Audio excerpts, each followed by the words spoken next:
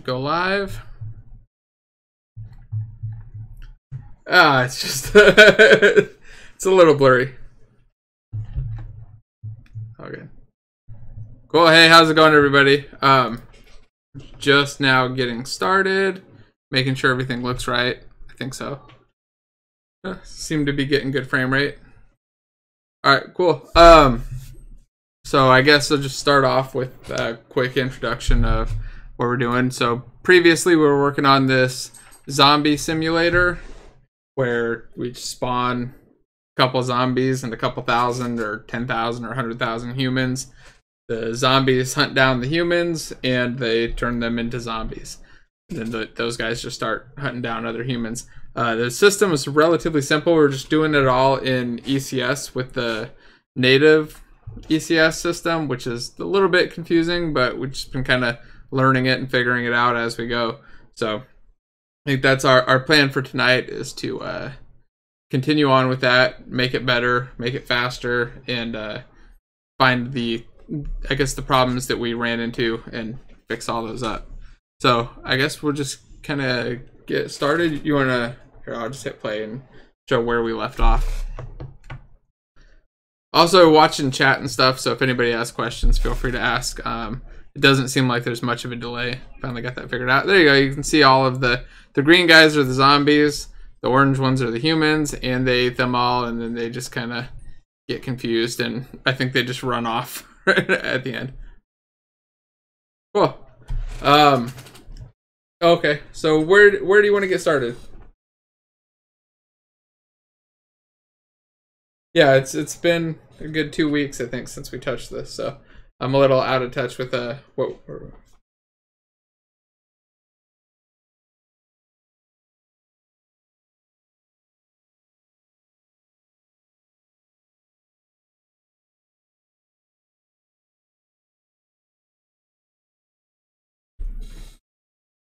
That sounds right.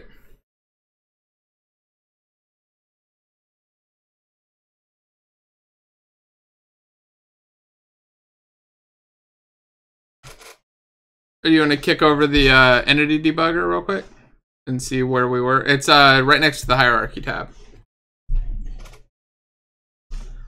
I kicked off the mob timer, by the way, but we can ignore it for the first few minutes, I guess, while we're getting started and stuff.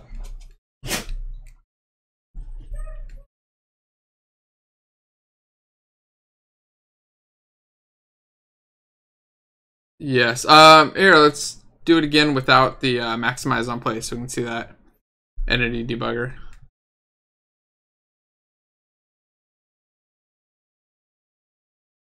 Oh, cool. Yeah, we're hoping he's actually going to be able to join us in a little bit. Hop on and guide us through different mistakes that we're making, just other ideas and stuff. Oh, there we go. There's the mob timer. Go ahead. I'm just reading chat and eating sour worms.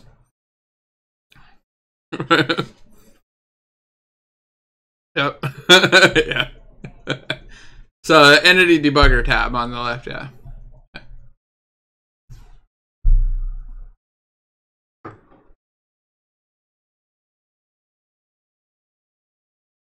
Are you having a hard time clicking on that?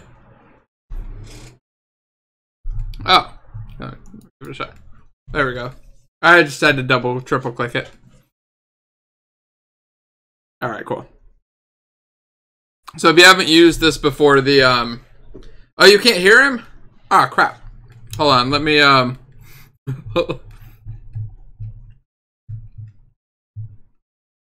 yes, let me do that. Let me figure out how to do that.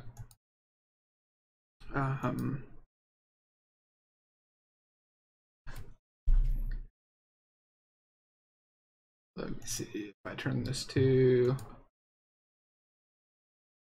sitting here talking to myself. Yeah. Oh yeah, I'm totally blocking your face too. Let's see which one of these is let's see if I switch it over to there. All right, now try talking. Hello. Whoa. Bunch of echo there. More echo, but now it's coming from the the chat because it's not coming from TeamViewer. Okay. Oh, I think I'm okay. Can you still hear me though? Yeah, I can hear you. I don't know if they can. Oh, I can increase my volume. I'm just worried that it's coming through my microphone. Oh, really? I'm not completely sure. You're adjusting my audio settings. Wait, ProStream webcam, that is not right. No, you're controlling my stuff. Oh, You're on my desktop. This is hard. Okay. I'm like, I don't know what the hell that is. All right, here, let me see if I can add the audio source correctly.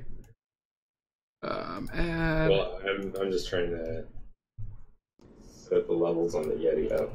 Oh, actually, I think I know how to do it. I think I just need to do this. Nope. Can you hear me okay? I can hear you fine. Test. Hello.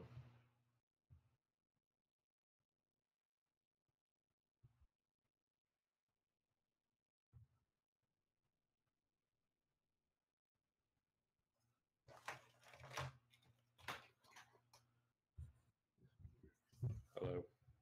Can you hear me okay? I got my mic closer. Levels up. You hearing that?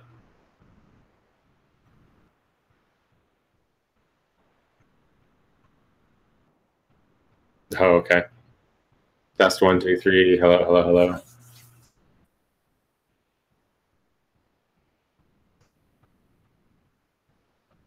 All right.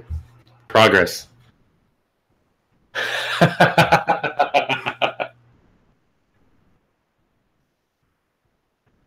So you sound like you're in a. My mic. There we go. Is that better? Oh, sorry. Perfect. Can you still talk? And you can hear me too, right? Oh, okay. Yeah. Too many ways to mute things here. All right, cool. So let's start looking at this data, I guess. So we got the targeting systems at 100 milliseconds. Oh, but we're not actually doing anything. Let's restart it. Yeah, go for it. That was in that buggy when they were all done. All right, so targeting is 99% of it. Well, that makes sense because it has to find the closest one. So all three, in the middle of it, you have 1,500 zombies trying to find 1,500 humans, right? Mm-hmm. Wait, are we doing that even if they already have a target? No, I don't. They shouldn't be. That's in the targeting system, right? So that'd be this one right here. It might be loading. Like, I don't know what's happening to the data. Like, you're up. Oh, okay. Well, we execute here. So we have the systems. Where's the this is the job. We'll just do a real quick recap on how these work for everybody watching, I guess, and refresh our memories. So we have the system. The system takes zombie targeting data and human targeting data. They get injected automatically. I'm worried that the copying of the one down below is the issue. But yeah, go ahead. Keep going. Which one? Line 32. I'm worried that just the download of that data to each parallel 4 might be what's costing us all that time. But I don't know. Oh. I don't know for sure, but it's pure ECS. Yeah, we're trying the pure. Hybrid seemed cool, but it seemed a little too easy, so we didn't make it. Yeah, we went in hard mode. Yeah, but I think this also lets us scale the most. Well, in theory. Yeah. Because we abandon, we have guard clauses all over the place, right? Yeah. and we're not down. So line 58 is the thing where it's like go through every single human. Right, and then find out if the human is infected. And then even then you skip. Like we optimized the shit out of this earlier. But we didn't oh wait. Did we check to see human target index? No. If it's not equal to -1. Oh yeah. So we actually do bail out. Yeah, it's right here. Yeah. Yeah, we bail out if they already have a target. Then why the hell is it so slow if they all already have a target? That's what I'm saying. They should all have a target like this. Download. I think the download of the data to each thread. That's my guess right now. Is that's where we're spending all our time. But I don't know for sure. But it just feels like because it has to spawn one of these for each zombie, and then we're bailing out on almost all of them most of the time. Which means that what I think is happening is because we're trying to load in this human targeting data every time for we get a list of 3,000 of them, right? And then pass them in. Yes. But that only happens once. It gets passed in once for the job, right? Well, it calls execute on the index, I guess. I mean, yeah. It depends on how that go on the I thought that went on the index of just the zombie targeting data. Well, yeah, so line 30 is the index of the zombie targeting data, and then we look it up in this memory location that gets set there, but we then pass in all of the humans after the fact, right? Like, so the index is, because if you go to a different index on zombie targeting data, we were getting crashes unless we put on that native disable parallel 4 restriction. Mm-hmm. And so I'm concerned that just having that human target data in there, like, so one way to test this out would be to just hard code that thing, remove that, make it private, hard code it to some 3,000 character array or 3,000 array. I don't even know how to set. Yeah. Humans equal what is humans again? Oh, it's a component data array.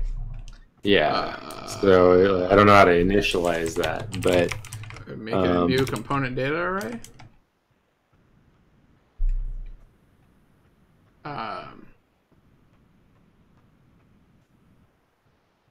Human targeting. I guess human targeting data would just be empty.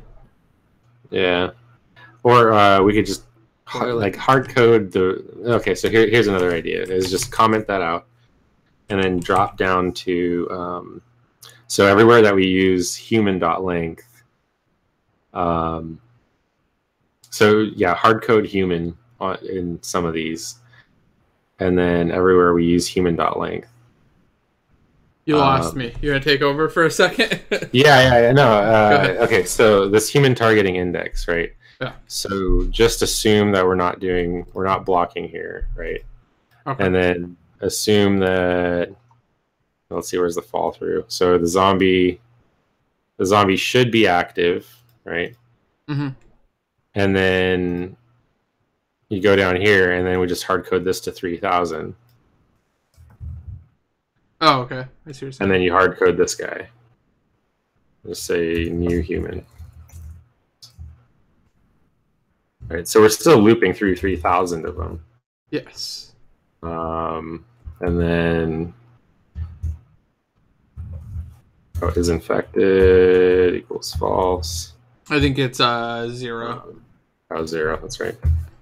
And then I wonder if that's fixed. By the way, we can start using bools. That'd be nice. Oh yeah, I have no idea. We got to upgrade, right, or whatever. Yeah, we're in the latest already. Positions I.value. So human position. Oh, we just got to do a new position. Yeah, new just float new float to it, like 0, 0 or something. Yeah, that'll do it. All right, so this is basically doing the same thing, right? So in theory, this should have the same runtime. Well, except it should have worse runtime, right? Because you're looping through more stuff. Yeah, and we're newing a human every time. Yeah. So here we can test that out real quick, right? Ah, jeez, I'm alt tabbing on my machine. Oh.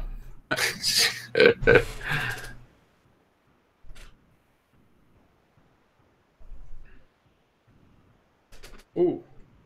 Error. Uh-oh. Something's missing. Ah, that one. Yeah. So that's when we're setting up the job, we had to pass in that data. Yeah.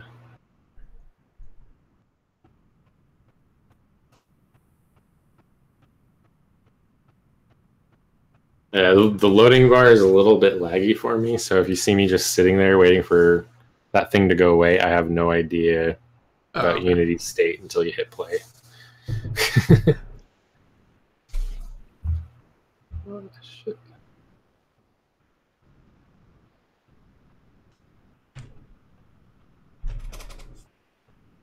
Is it still?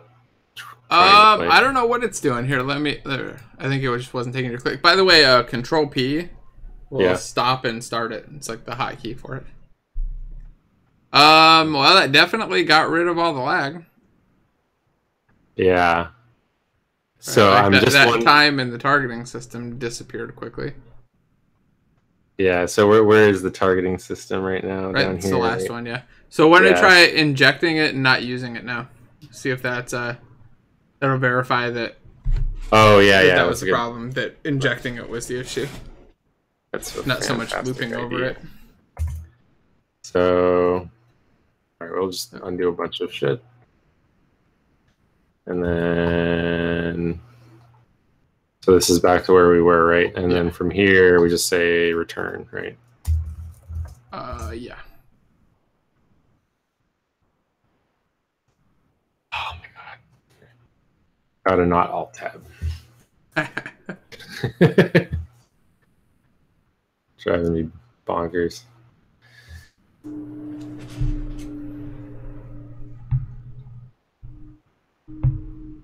Yeah. Wait. No. No. Yeah, we're still injecting it fine. Yeah. And start re-enabling chunks of that code. until we, I think so. Until we see where it's where that big hit is. Something like that. Yeah.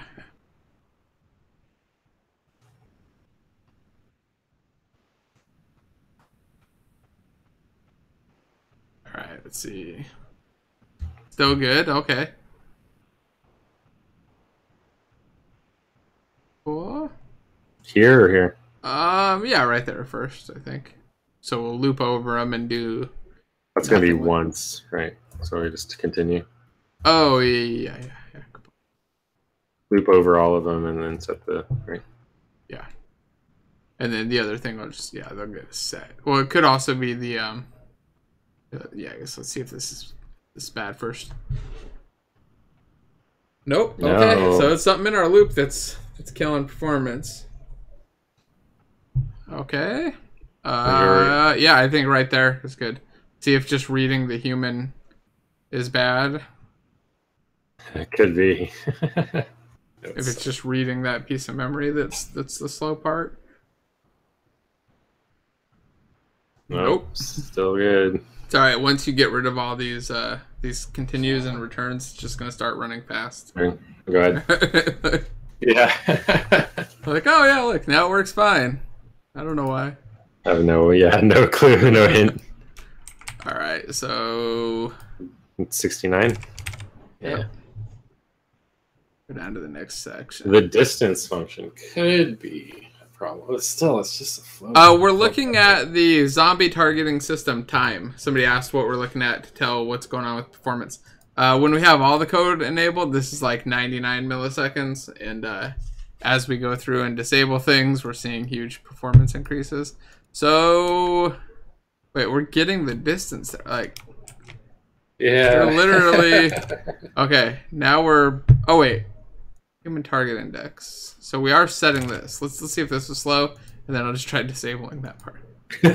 Yeah, it's gonna be fine. Well, if this is fast, then yeah. Just give up instantly. Okay, there we go. So there's the delay that we were seeing that we're trying to track down. And it's one of these two lines. Like, well, no, not necessarily, because it's not infecting, right? So we're only getting 3 zombies in the beginning, right? And it gets laggy in the middle, and then it gets fast again at the end. So, oh, I see what you're saying. Because we're doing this we're not starting with a bunch of zombies. So we need to redo this test, but like move that return back up here and actually start with a bunch of zombies. Yeah. And luckily we set it up so that we can just adjust the starting number of zombies to catch. All right, so go to zombie settings and we'll kick this up to whatever, like 1500. Yeah, half of them will be zombies. That's going to give us like a 50-50. Yeah. 50-50 is what we want, because that's the worst case, right? Yeah, I think so. Okay, Here, I'll just lock it off. That's good though. I mean, it's fast, so we know that part was good. There you go. Really so then we'll move that return down a little bit further.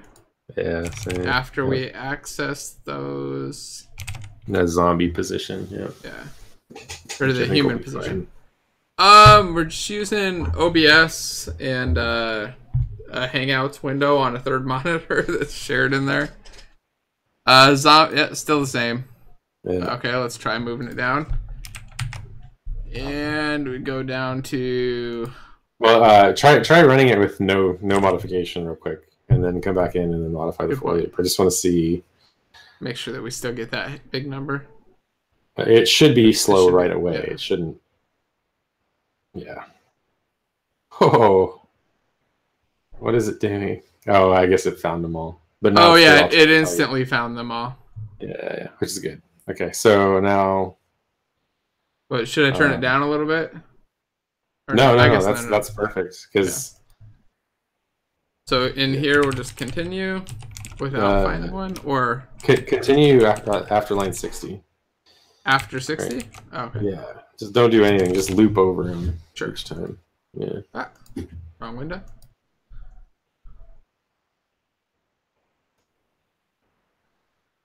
Oh, that sucks. I'll crank up the size of the code too. Yeah, that's fast. Here, let's okay. I'll zoom that in a bit. So we'll move the continue down to here. Yeah, sure. Why not? Let's see if that's it, and then just move it again. 250 split testing. Hey, yep. Seeing more people in chat. Okay, so yeah, there we're bad. Okay, so it's All right, so move continue up. It's feeling like the distance function, although 69.5 is probably where we need to divide it. I think it's one of those 2 lines. It might not be both.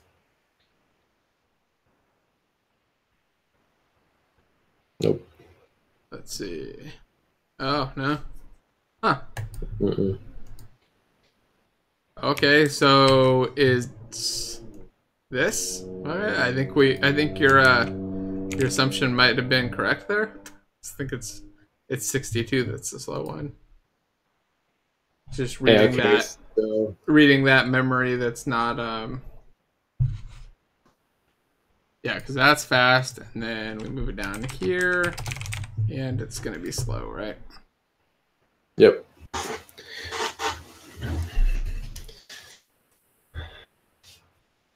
Yep.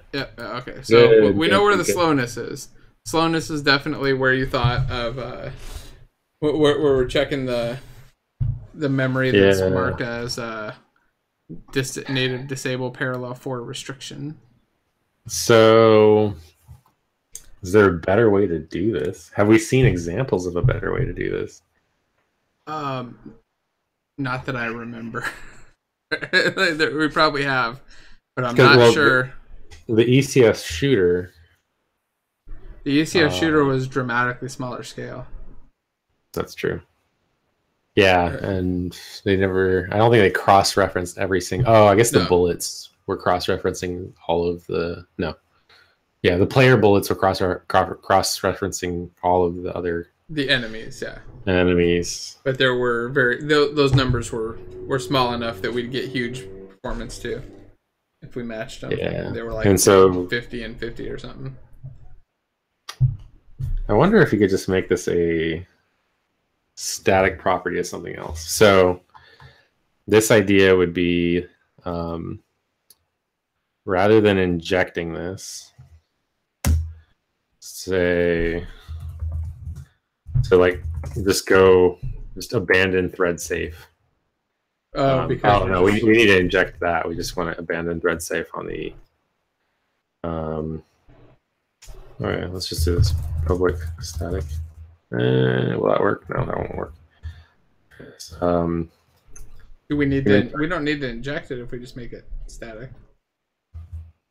Well, no, because it won't get it from anywhere. There's no constructor, and it won't. We need to inject it. Oh, on the system, on the system. Yeah, I see. Yeah, you need to set it on the job. Yeah. You want to make it static on the job, or I guess you can do it on here. It doesn't matter, right? Yeah. Just gonna. The inject tag. It's part of the entity component system, and what it'll do is just automatically inject the objects that have the components that your system wants. So you put the inject thing there, and then the targeting data just has an array of humans. It's like a component data array of humans.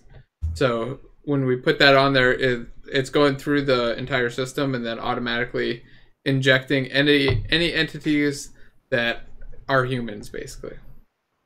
And now we're just trying to access those non-sequentially, or not in the job system, but not using the parallel stuff, and it's slow.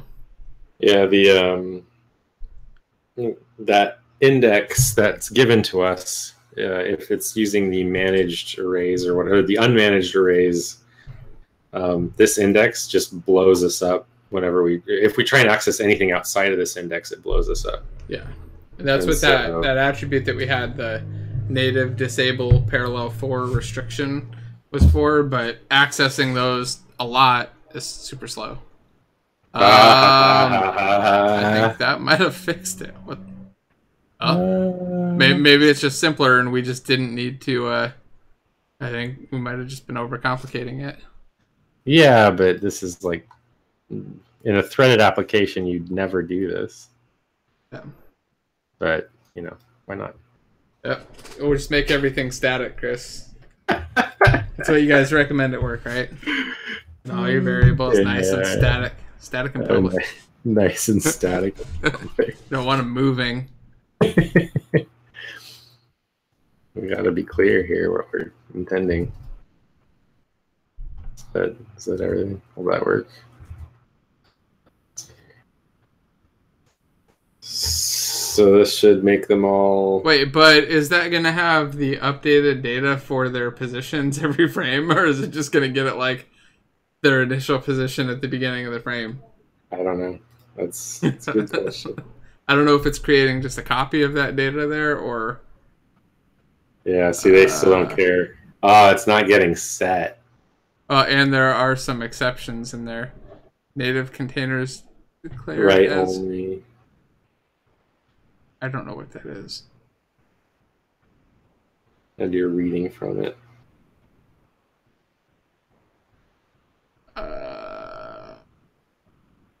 Weird. That exception might be just giving us false hope.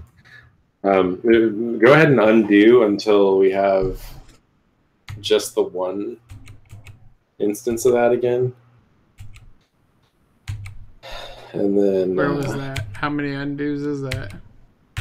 Right there. You just undid too far. Okay. Redo. Yeah, there you go. So just that one. So does that? I think that gives us an exception, and that's why it was running fast. It's because it just blew it up. Okay, so it's just bailout right there. You think that was throwing the it might be the native container safe one?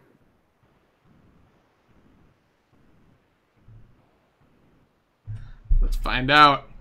Yep, that was right. That is throwing the exception. That's why we get such great frame rate. Okay. Yeah, just make it so that the system blows itself up. So that doesn't work then. But what does that error mean? It's declared it as write only in the job, but you're reading from it.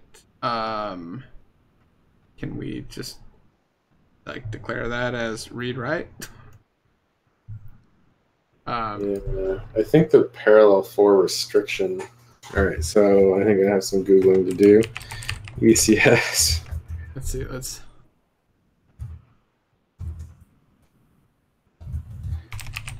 ECS parallel 4 restriction. If I mark it read only, I don't know if it's gonna do anything. Like literally no content online for this. Yeah, that's the hard part. Very little info out there. Job system, native arrays, my job. The native container. Or looks like Unity might have updated their documentation. Oh. Schedule it. Don't try to update native array contents. Due to the lack of ref returns, it's not possible to directly change the content of a native array. Which page are you on? Let's pull it up on the stream too. I'll link it to you right here. Crap. I'm just going to post it in the YouTube chat. Okay. Oh, can't do that. We can all follow along. YouTube doesn't let us post links. Oh, we can't put a link in there? Oh, yeah, just post it in the... I think you can, but I the can't. Google chat or something. Yeah. I'll just drop it up here. It's so complicated. Did you get it? Nope. In here? Wait, can you just paste it on my monitor? Oh, maybe. Yeah, oh, there we go. I got it. Dragging it over. Cool. Okay. All right. So.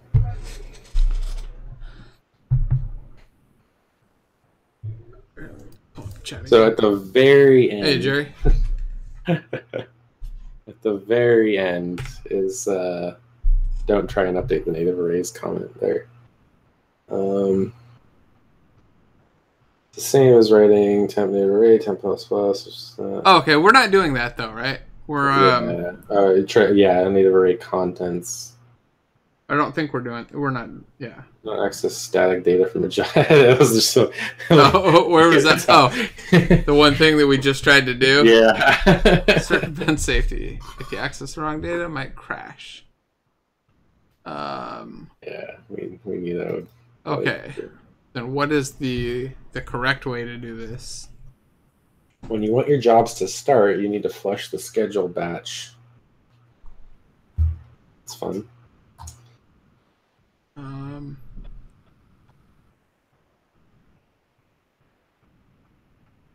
Scheduling a parallel 4 job that adds 2 flow.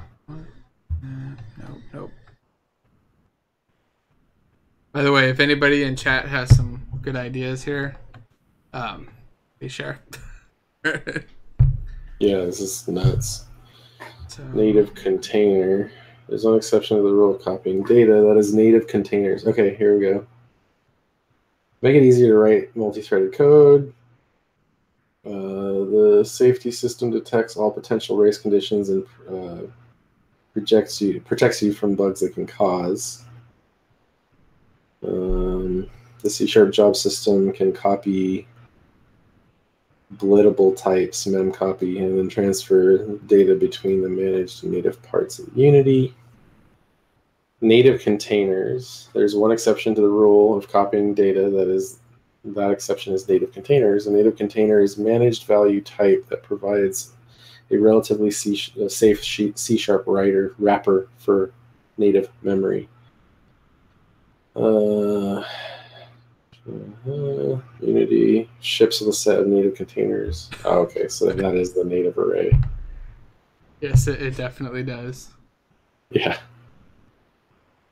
So, native slice, safety system built-in, which tracks all native containers and what is reading and writing to them. For example, if 2 scheduled jobs are writing to the same native array, the safety system throws an exception with a clear error message that explains why and how to solve the problem. Sweet.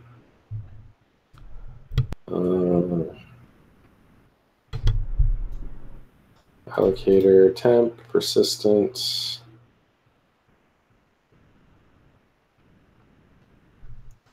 Scheduling a job that adds 2 floating point numbers together. Yeah, none of these examples seem to be anything we're trying to do. No. What can we just do a? Can we inject a native? All right. No, because this is not going to have. Wait, can we just inject the component data array of the positions of those humans? I don't know if it'll matter, but like where we do. So we get the human targeting data in here, and that makes sense because we need it to automatically find the entities that are humans and have a position. But when we do this, can we just do the like human position data and then do like that and have it magically just work? Like so if we went something like that and we went over the array, I wonder if it's, I don't think it's gonna fix it, but I'm curious what the difference is, because we've only ever injected these structs of all of the data and we really only care about the position. I wonder if we can we still have some errors in there. Well, we don't even need a component. Do we need a component data array, or we just need a like, what would be the right thing for this? I think it would be a native This array. could be like a native array, right? Yeah. So if we had a native array of position 2Ds, maybe we can access those without it being an issue. Yeah, it might, like that component data array might even be the problem. That's... Oh, you know what? In Unity's example, everything is a native array. Oh, okay. When they're comparing them.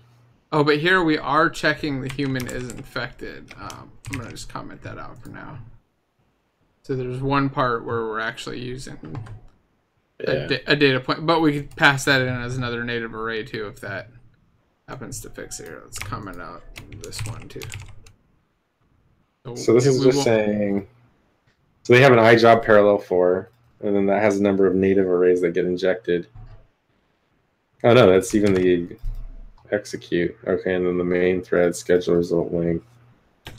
Update A, B, result. Schedule the job, one of them. Yeah, okay. I think that's what we want. A new. Wait, how do we not pass these in?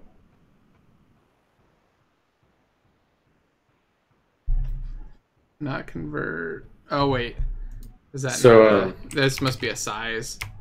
Oh no, it takes an array of position 2Ds. Is that an array right now? Wait, though? This is a native array, isn't it? The position 2D. No, it's a component data array. Oh, that's right. So go look at the that link that I sent. There is an example in there, scheduling a parallel 4 job that adds 2 floating point numbers. It's like the last example. Okay. So native array, native array, native array, and then they just pass them in. Right. Oh, okay. But they're just creating or setting those in the job. I think all we need to do here is convert from these component data arrays into an array of position 2Ds. A native. Yeah. There's a what's get chunk array. Well, try What does this do? Native array. Oh, this returns back a native array. Yeah. Index and max count. Interesting. Oh wait, there's also a copy too. No, that just gives you a component data array. So one's a native array, one's a component data array. But still, no, this it's filling a native slice. It's taking it and then dropping it into a native slice, which is that chunk of a data array. And then get chunk array just returns back out a native. So we just do this, right? 0 and then human targeting data positions. Whoops. This native array thing is really odd. Because the parallel job 4 just says a native array of float, and then they just set it to 10. So it's not an array, it's like a single value, which is also strange. Where was that? It's on here. Yeah, so it's a native array of floats B. Oh, look at the main thread code. That seems really weird. Interesting. I feel like we're assuming something about this that's not true. Like, I wonder if it's a native array of an array of position 2Ds, right? Like, yeah, I'm lost. Oh no, it's still running. Okay, let's try.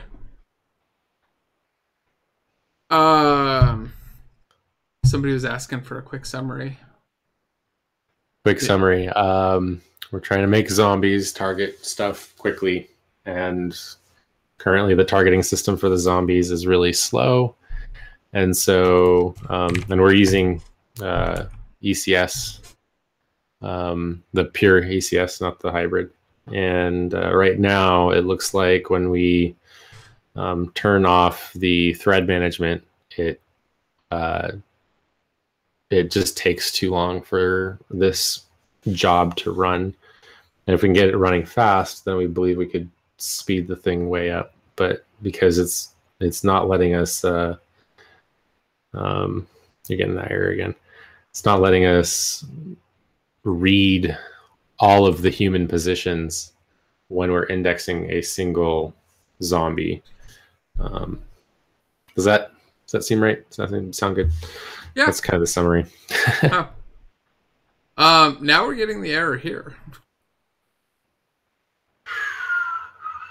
I'm wondering if so I don't know how far back you want to roll this, but I'm almost thinking that we should go back to what we had before and then just turn everything to native arrays of arrays. In the stuff at the bottom. Oh, wait, why don't you take control for a second? Yeah. Okay, so... yeah.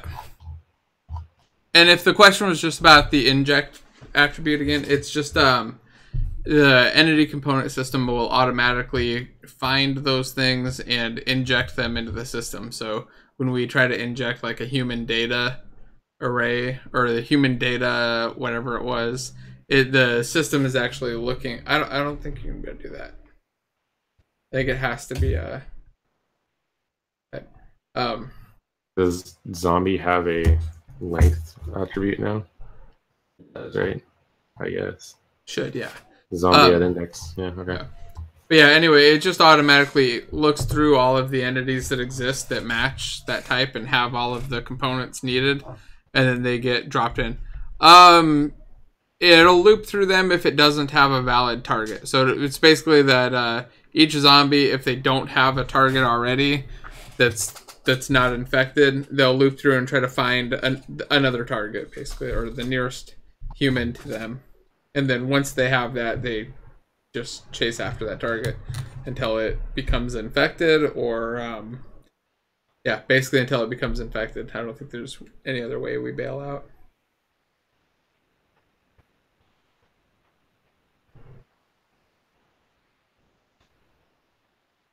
And the jobs, in theory, can just get scheduled on top of each other, and your cores can just take them as they come. And yeah. So it would just do all this work as it has capacity. It doesn't necessarily need to do it every frame. Right.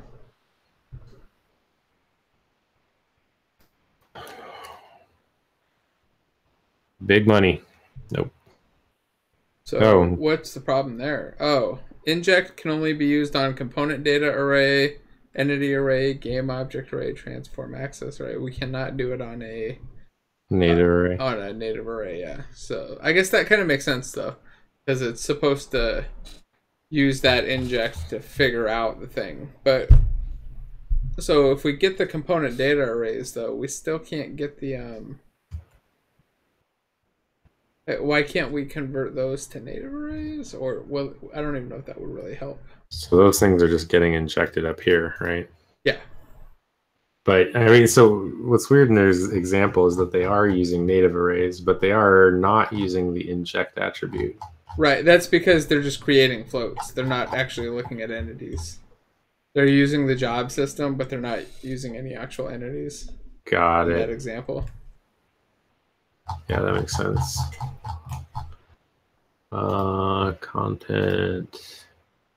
So they have burst optimization, cheat sheet, custom job types, ECS concepts, ECS in detail, principles and vision, getting started, job system, rotation example, scheduled job from a job, and 2-stick shooter. That's if you back out of this file, you can see all the different Oh, go to this one? documentations. Oh, okay. What, this ECS in detail, or is that the one I was just looking at? No, this is, yeah, search for inject on that, I think. Injection.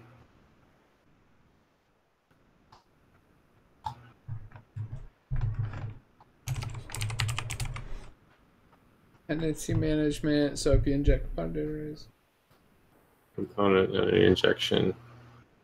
nothing better than listening to me mumble to myself on the on the stream. Both of us mumbling. Yeah.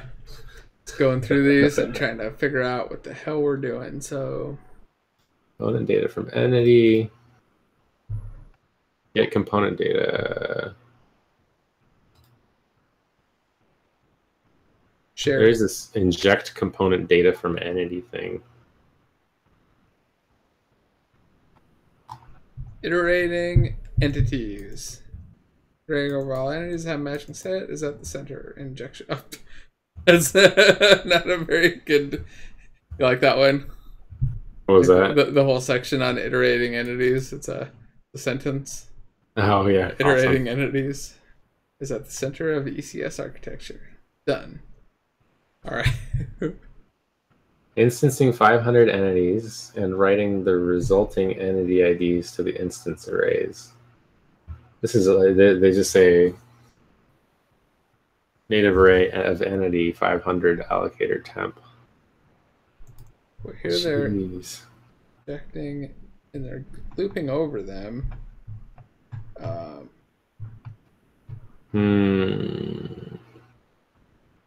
These are like passing by reference stuff to update.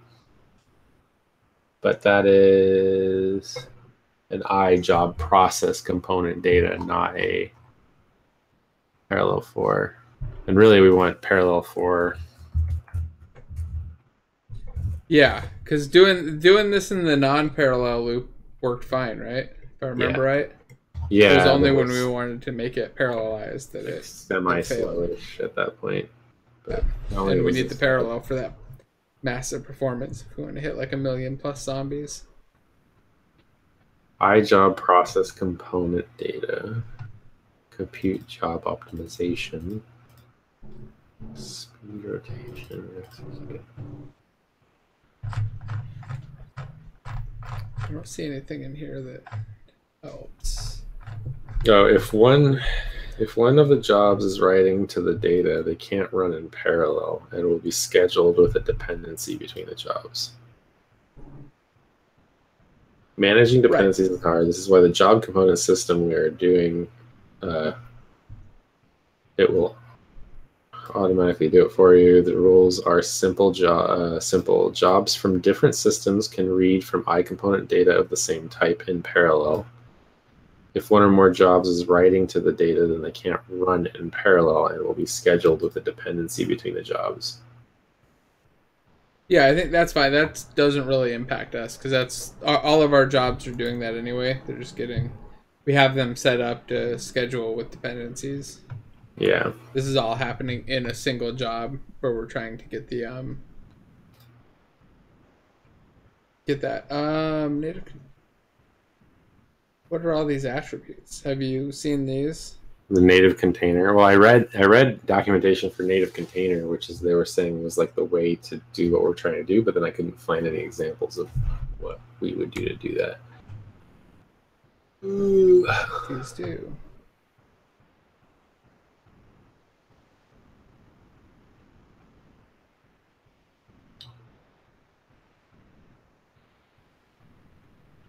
Is ECS for you? I've had that question a lot lately. Okay, 404 on that one.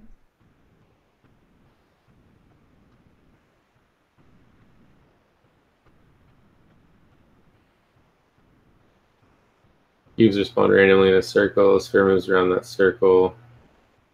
When the sphere intersects the cube rotates at a fixed rate about the axis. When the sphere stops intersecting the cube's rotation decays at a fixed rate. Ooh, this is interesting. The documentation for the rotation example has a cool visual that everybody on the stream could look at. Oh, where's that? The rotation sample you said? Rotation example MD? Yeah, so that thing right there. Look at that. It's the sphere passing through these cubes and then rotating them with some decay on them. We looked at that one too, right? That's using the hybrid system, if I remember right. Oh, is it? Got game object entities. Got it. Yeah, you're right.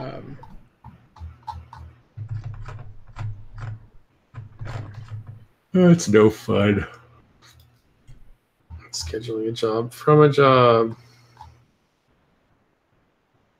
Can't do it. That's what they said. I mean, they basically, it's like so short. No. Yeah. It's got to be something on this, on accessing these from another.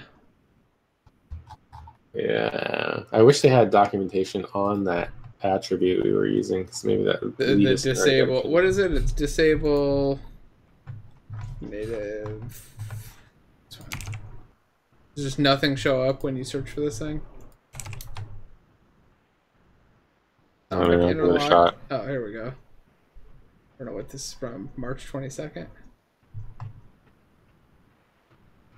Oh no, this is 0% what I want. Unity.mathematics, incremental C# compiler, sample. I'm looking at the forums now.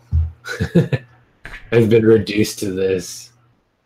How to iterate over all other component datas. Ooh, that sounds good. It's gonna be like, we saw these guys on Unity 3D College's channel. This is what they did. Okay, so what's this one doing? It's got a component data formatting nuts. Array.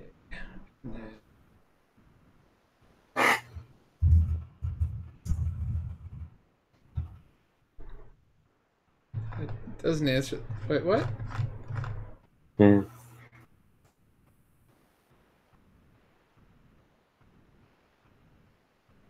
Used. That's the same with job component system, getting it by reference again.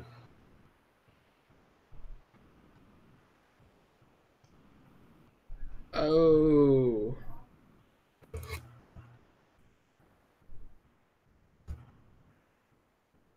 Parallel okay. writing. And then, yeah, this doesn't really answer that at all. This is just doing what we're doing already. Not accessing anything else. It's just iterating over the current ones. What if you do this? Go to our code and add the attribute to the struct called compute job optimization. So line 27. Can you take that over? I'm not sure where you're looking. Yeah. All right, hang on. That's the name anyway. What I see in the samples. Were there any other changes to our code there? Or is it... Whoa. I don't know what happened there.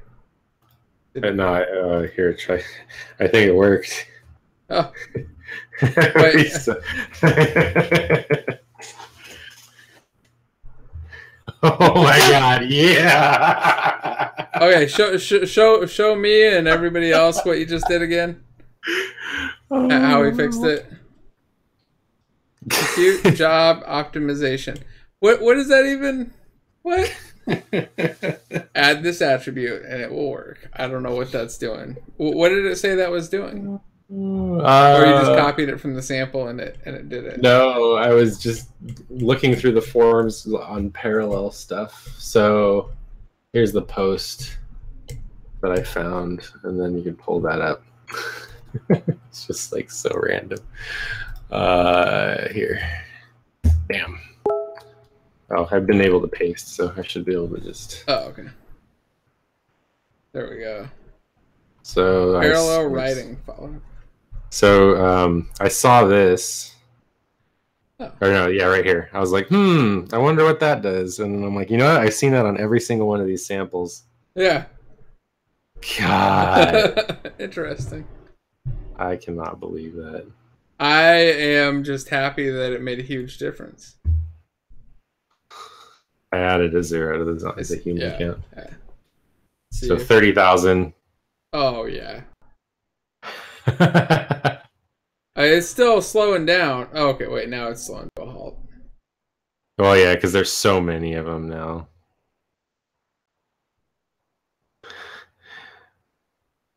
That does look pretty cool, but it does. But it's we're down to like.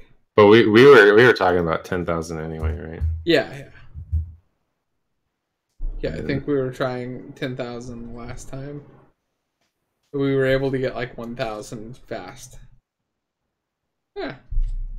Not great, but not terrible. It's still all in that zombie targeting system.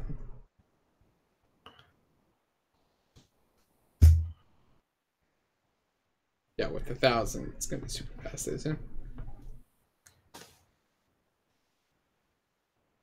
Like now, this is like way faster than what it was. Oh, but we were at 3,000. Yeah, you want to try turning that off again and do a quick comparison? So it's just for 1,000. Yeah, just for 1,000. Just let's not compute job optimization. let's just do it as slow as possible. Yes. Why not? It's still. What is going on? I'm so confused. I don't know. But when we got to 3,000, right? That was when. Yeah, let's try to. Oh no! Last time we started with like Try it. We started with a lot of zombies. Yeah. Here. Okay, crunch, so 3,000. We're hitting. Hundreds. We're hitting like 9 FPS, right? Yeah. All right, so then turn that back on and double check. Oh, please do something. Please be fast. No problem. Okay. It definitely made a huge difference. Yeah, 80 FPS. Oh, somebody in chat just said they just saw it on the collision job too, on the twin shooter sample. Oh, really? Yeah. I wonder if that's new. I wonder if that was there last time we did this. I feel like I know stuff's changing pretty quick. Yeah.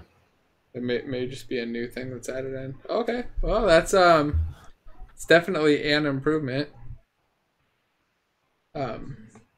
So we're able to go up to 5,000 humans ish. But okay, so remember, didn't we change how many we spawn, and we said we were going to replace the positions and stuff? Like, I wonder if we went back to what we had before.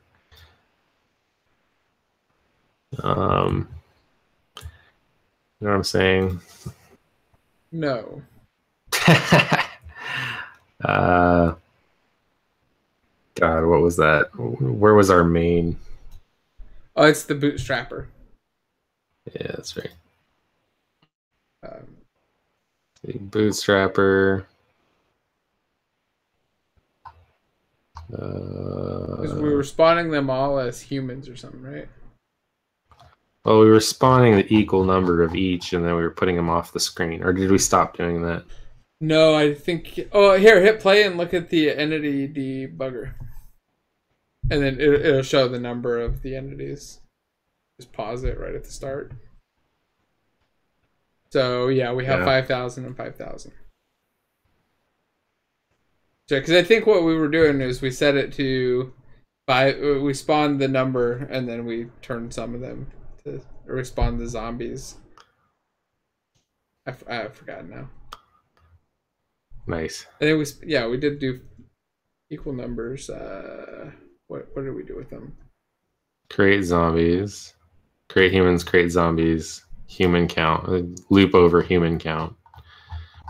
Oh, but we did that because instantiating humans was slow. Yeah, that's right. Or instantiating zombies was slow.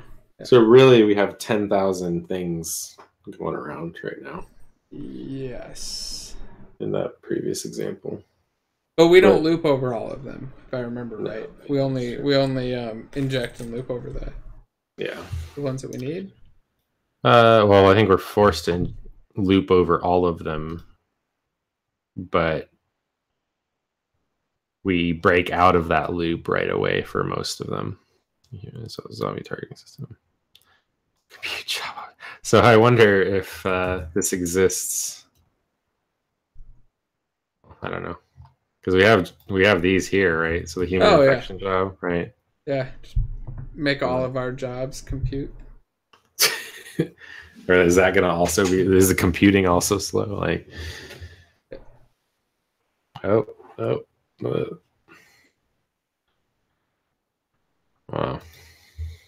that seemed faster. Am I right?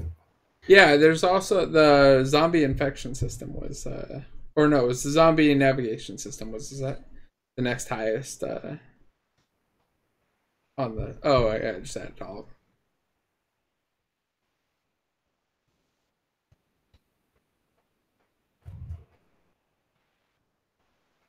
Anybody happen to find any info on what that thing does? Is it its compute job optimization? I'm looking it up too. So saving all on that.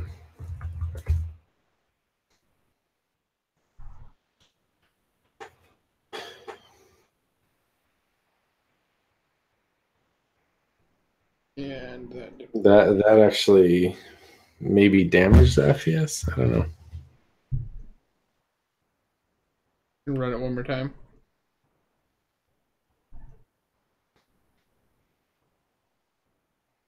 Like right there.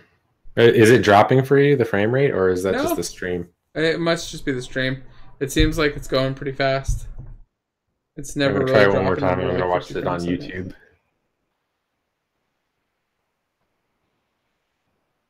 Yeah, frame rate is nice and high. Wow. Okay. Yeah, it looks a lot better than on TeamViewer on YouTube. Okay. Yeah. I'm like sitting here like trying to optimize further, and I'm like, oh no. You're getting the full stream. Yeah. The frame rate's high enough to make it so that Wait, compute job optimization takes parameters. Ooh, that's fancy. Oh, this is that old sample doc. Apparently it's in here. Yeah, what are the parameters? Is it not there you go. Accuracy and compile synchronously. And support. And support. Which equals support. Accuracy, support, properties of accuracy. Yeah. What are the options there? For which one? Just like accuracy. Go ahead. Oh, go ahead. Accuracy equals high, low, medium, or standard. I don't know. It probably wants to just like do its best. I program a lot of Python, Richard. I don't know about Jason. I did Python on Battlefield 2 doing mods. So is that like 20 years ago? Last time I really touched any Python.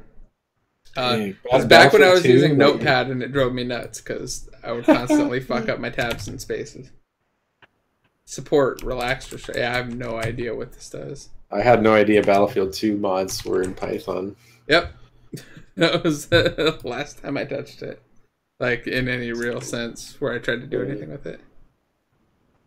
Oh, cool. I still need to learn it. I guess that's true. We could try. It says zombie targeting job. Accuracy equals dot low. Is it fast? We should just have like a speed so option. Your frame rate might die, right? Like in that context. Now whenever you hit play, I look Wow, over. no, that actually made a difference. Like frame rate never dipped under 80. That made a relatively big difference. Try it on high. Oh yeah, good idea. And then I'll try cranking up the numbers.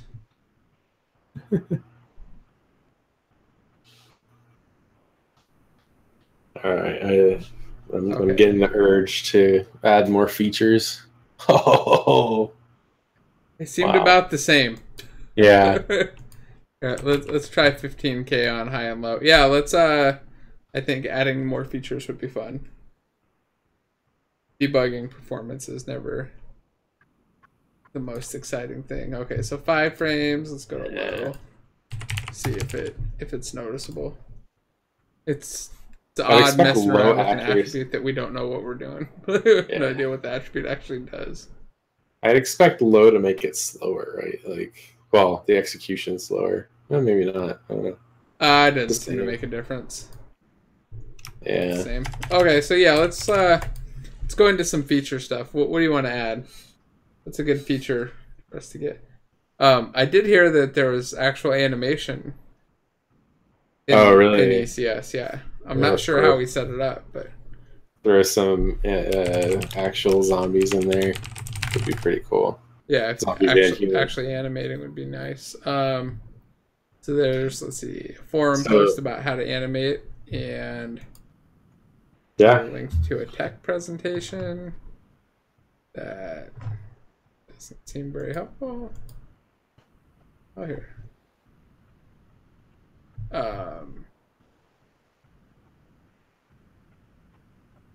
Interesting. Have you seen this one? What is this? This is It's. Oh yeah, that's cool. I think we should pull this down and try it out. Sounds good to me. Grab it. Toss it in a temp folder for now.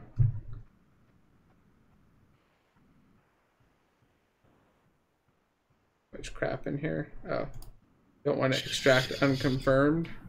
Let's see, is it done? Must be on the VPN. Download's nice and slow. Oops.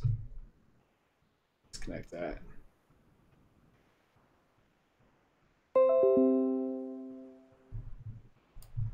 Cool. This is a big download. What's up? I was gonna say just to, when I was saying that accuracy low being slow would be like it calculates faster, but then the low accuracy makes the actual execution of the job slow, like it was before, right? But if you have a high accuracy, then it takes longer to calculate, but executes faster. So that's kind of what I was trying to say earlier, just in response to gull wings. Yeah, it's possible. I still don't know what the damn attribute's even supposed to be doing. Yeah. Let's see. Was there anything else on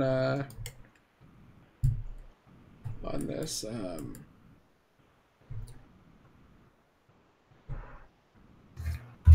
Yeah. So we could also try and figure out like areas where or actually, maybe put something in the scene that they walk around on.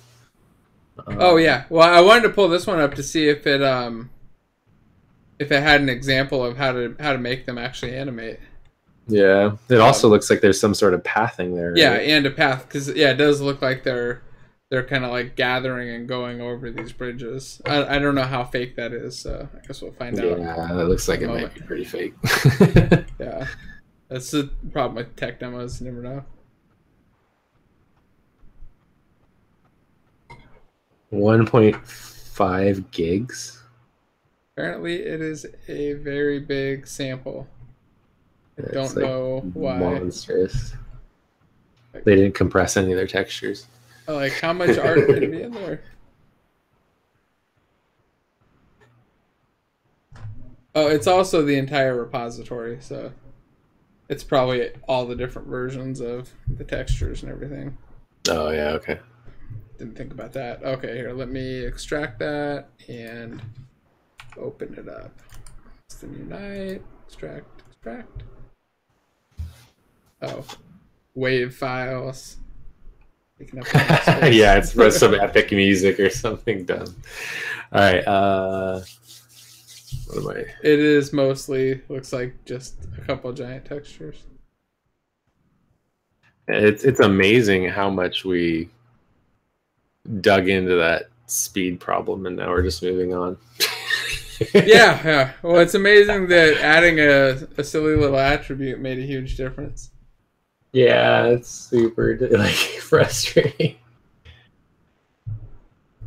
Like, why wouldn't that be on by default? Shouldn't there be an attribute that's like don't calculate? It's like a slow things down. Yeah. All right, let's just launch another Unity instance, and we'll open up that project. Open. Part of the new release of ECS, we've worked with our friends at Nordis to make the version of the technical presentation we showed available. All right, it's opening. Yeah, anybody who's following along too can just go grab this this demo and check it out. See what we can figure out from there. Performance by default. That is not at all true. No, you have to add an attribute. Yeah, you have to add an attribute. Now I wonder because they're doing in this sample if it's not faked, they should have units that are actually like looking for other units and fighting each other, right? Kind of doing something similar to what we're trying to do. So there may be a really good sample of how to these screenshots show them like shooting arrows at each other and coming out of portals and lightning coming down from the sky. Yep. I'm semi-skeptical. I'm very skeptical, but I'm excited if it works. Yeah. And if it shows us the other attribute that fixes everything. I mean, so I think like unit testing this stuff would also like I did see some forum posts as I was browsing that forum on unit testing in ECS. That'd also be an interesting space to explore. Yeah.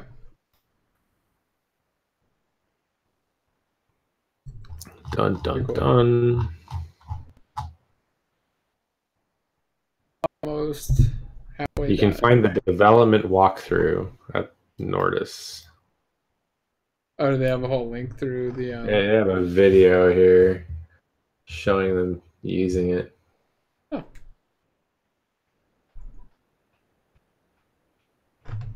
They like have a guy.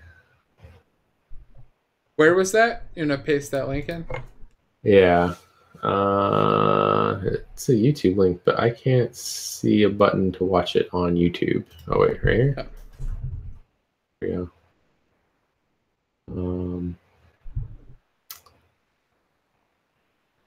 So here. This is the YouTube video, and it came off of that job system thing at the very bottom somewhere. Because you can find a walkthrough of the development of the Nordis demo.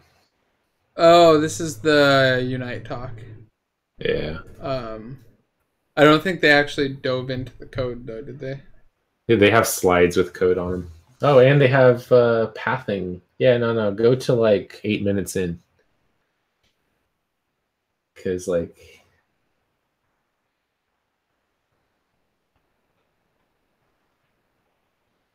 Like, how are they getting all this visual feedback about what's going on? Because like that looks a lot more useful than what we have.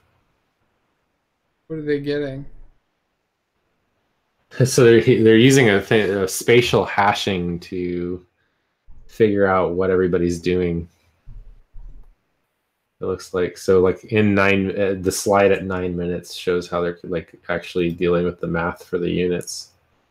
Several thousand arrows using batching raycasts. Exploding minions behave similarly. It's just not working for me for some reason. The hell? Huh. Alright, so let's see. They're just shooting the arrows. Or can I post a link to a YouTube video in here? Okay. Yeah. Okay. I think they let you do that. Oh, okay. Here, I'm gonna post it in the YouTube chat. That's the one. Yeah. Chris is sharing. There you go. Interesting. This is. It feels like they have way more tools than we do. Unsafe utility. Yeah, they have a bunch of code in here that like I've never seen before. Free performance. Again, not Okay. free. So that's all. You're just looking through the repository now? No, well, I'm digging through. I'm fast forwarding and rewinding in that video to see their slides. Oh, okay. Because they're highlighting certain parts of the code. I'm gonna look at their systems. Yeah. They got a lot of systems here. So they have an I component data that has the position. And I think the formation index is representative of the.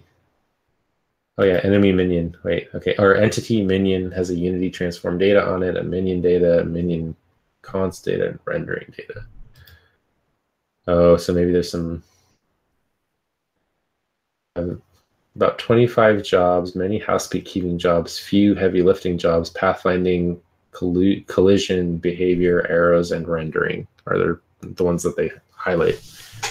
Yeah, I probably see. Pathfinding is actually, let's go into jobs. Yeah. So, but where's pathfinding here? What's minion behavior job like? That might be it. Compute job optimization. Those bastards. I parallel for job batch, which takes in some target positions.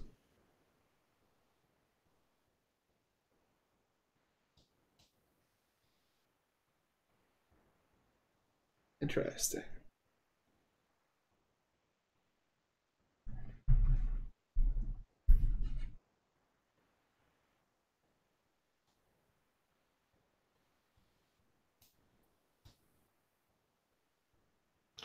Okay. Wait, how are they getting what's the animator data? And then that is okay. So, wait, that's texture animation. This texture animator data. Apparently, that's a type.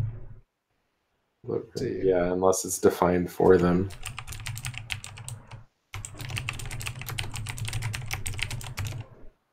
Okay, that is not. So that's in. I just don't understand. Like, so is this whole thing pure ECS? There's no game objects defined. I assume so with the scale that they were at, because they're supposed to have tens of thousands of things.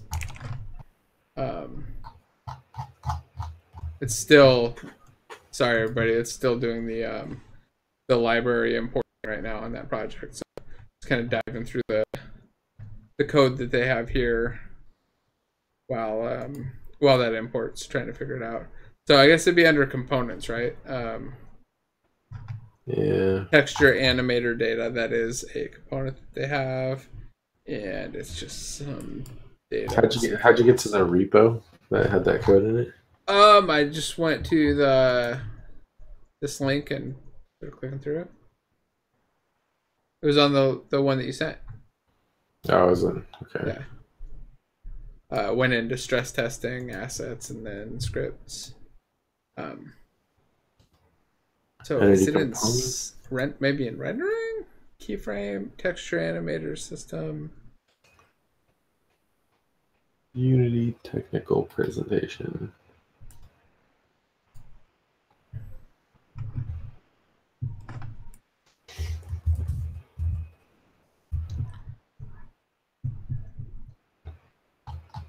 I'm not sure. They're not doing 3D animation at all. It's just texture stuff. I wonder if there's a way to animate meshes, or if when people were talking about the animation stuff, they're just talking about this texture animation. Sorry if the stream keeps locking up. As it's doing the import, it seems to randomly freeze up my entire system. It's a relatively big project. Yeah. Just a few gigs. Scripts, shaders, VFX, UI, walking. I got another project that's dramatically worse, like 100 gigs. That one's a pain in the ass when it imports. It's like a 3-hour, 4-hour upgrade process. Oh my god. Yeah, it's on a M2 drive. It's nuts. All right. UI, shadow, scripts, resources, prefabs. They have prefabs. Arrow prefab, baking meta, formation audio source prefab, game manager prefab, spawners prefab. So that, I don't know, it doesn't feel like it. Interesting. They're also using unsafe utility write array element. Write data. If use safe jobs. Hopefully this thing imports quick so we can get in there and actually start diving into the code and see how it's working. Yeah. Shaders, scripts.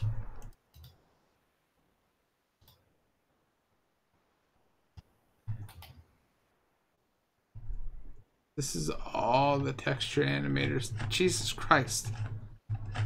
This one system is 929 lines long. I think they should watch some of your videos. Oh. Certainly not easy to consume. No. Was there anything other than animation that we wanted to add as a feature? Like I mentioned animation, but that was the first thing that popped in my head, and importing this thing is taking longer than adding a new system, I think. Like, I'm interested in the whole pathfinding part of it. Like, obviously, we need to tell them to walk around. Like, it would be cool if they were in a city, right? Like, but I don't know. You know, the streets of downtown New York, have them run away from the zombies, or give the humans a little bit more intelligence, or I don't know. Yeah. Like, all of that's interesting to me. So if we were looking at they have a whole navigation section. What is that doing? Did they write their own navigation system for this? Yeah, that's a good question. It seemed like it. Crowd agent navigator. Move to destinations. That's the. Oh, this is just a component data. And then. Okay, so then this must be going into a system. Oh, is there a... Oh, there's crowd system jobs. Is that it? Oh, wait, actually, wait, there's crowd system. I should look at that first. So the system injects a crowd group.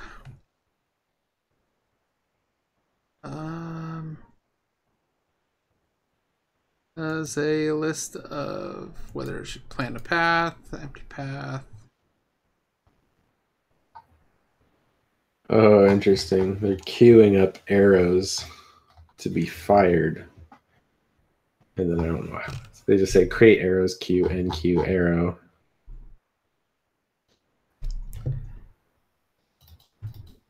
Yeah, native queue arrow data dot concurrent. Weird. And the archer job. The archer job is super interesting. Oh, okay, let's take a look at that one. So it's under what, scripts and jobs? Yeah. Or scripts. Scripts, systems, jobs. And you said the archer job? Yeah. Okay. So like look at line 10. Line 10 is like a native queue let me zoom of arrow data. Realize people probably can't read everything I'm reading. Right. So like then if you scroll down, they're like queuing new arrows onto that, and then I guess somewhere else it's creating the arrows to be fired, maybe. Um, and so, yeah, they have a comment there, arrow, fire, you know. And so they say arrow.position, velocity, and active, and then they enqueue it. So, like, does that create an entity or not? Well, here it's enqueuing this arrow data. Yeah. Right, so this is just data on where an arrow should spawn, and then this must be getting passed along somewhere, right? Yes. Oh. What does dot concurrent here do? Kit arrow velocity. Oh my god. You know what the concurrent is here? That's what I was pointing. Like, oh. I don't know what that is, but that was also very interesting. I think it's probably a thread safe version of the native queue, maybe. But well, oh, I think we're done importing. Sweet. Oh wait, well, it's at that point where it finished importing, and now it's just waiting for the window to pop up. Yeah, it should appear any second now. Another half hour. There we go. It's calculating asset hashes. There we go. And now I just need to hold on again. Can't hear you anymore. Oh, sorry. I think it's just it's doing that thing where the whole computer just locks up randomly for a couple seconds. That's how you know it's working. Yeah, it's doing something at least. So this finishes quick.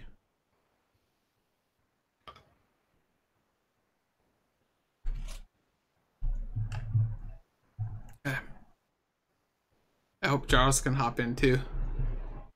So I get a sense that he knows what some of these things mean.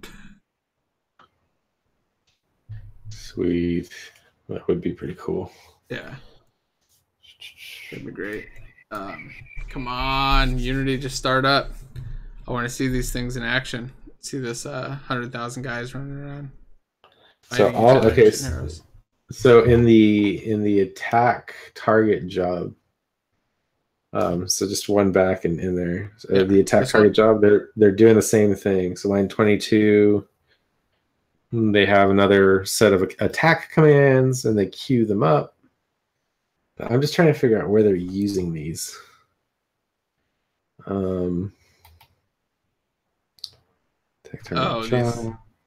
These commands. Well, they're getting set by a system, right? So if we look at, is there an attack target system or something? Oh yeah, I guess they must be systems. There's an arrow system. Yeah. The arrow system. Entities transformed. No, it's going to be kicking off a job in the in on update. Queue for killing. Death queue. Stopped arrows in queue.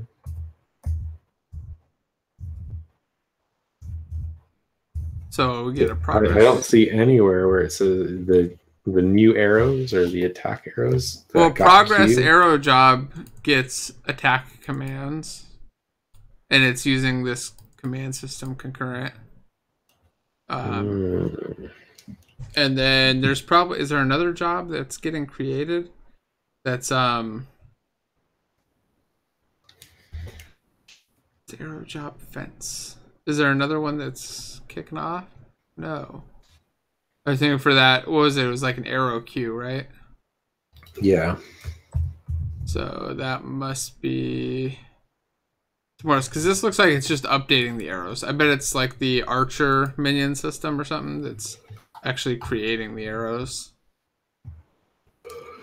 That would make sense. So archer job create off. Yeah, created arrows queue. It's in archer. It goes into the archer job. The archer system passes that into the archer job, and then that is. Ooh, look at that lifecycle manager, Unity lifecycle manager. That is interesting. Oh, where did you see that? Line 30. Go up just a bit. So that thing's injected, and it has the created arrows on it. Yes. And so I'm thinking that that's what was kind of screwing us up when we were. That's Unit Lifecycle Manager. Oh, sorry, not Unit, not Unity. Unit. Yeah, that's their own. That's thing. Their own thing. Okay, never mind. So what's a Unit? But still, Lifecycle Manager. It's in the bottom of the systems folder. Okay, so this has update after. It's a job component system. Okay. Okay, so it's got dying units, dying arrows. This is just keeping track of the life cycle of these. And then it also has that native queue of arrow datas. And this is so it's like pooling them, I guess. Let's see. Control C, Control F. That need to be killed. Oh, 100,000 queue. Oh. Yeah, it's a nice big queue size. And have 100,000 arrows. But still don't quite know where this is. So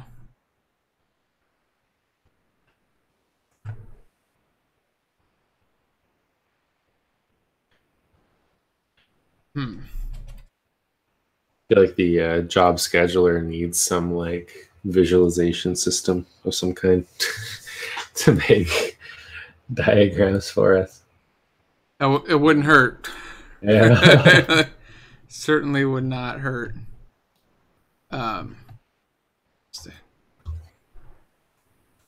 Move units below ground. What is that? Inside the unit lifecycle manager, there's a compute job parallel 4 that just moves the units under the ground when they're dying. Oh, okay.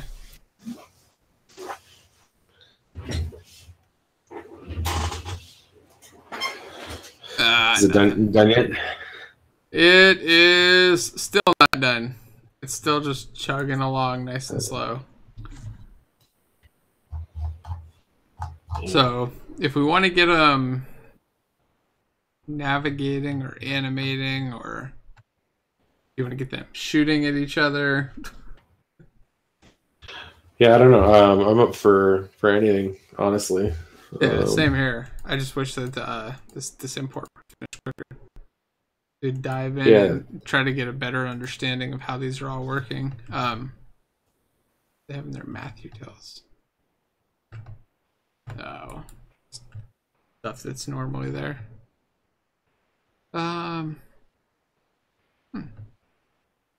What's minion behavior job look like? You know what? So I'm watching the video of the playback of the demo.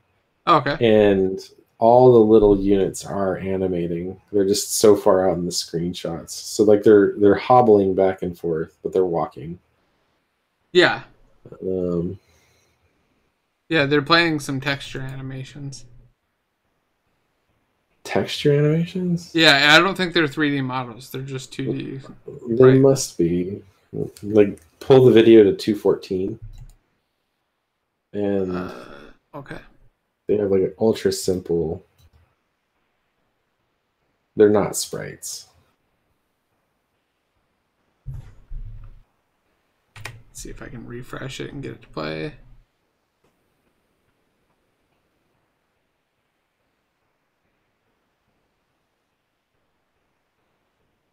Just need to stop trying to use Chrome. All right, 215, right? Yeah. Okay, nothing rendering. So those guys right there are animated. Okay, yeah, we're gonna do this in Edge or some other browser that wants to actually play video. Apparently Chrome does not want to do that.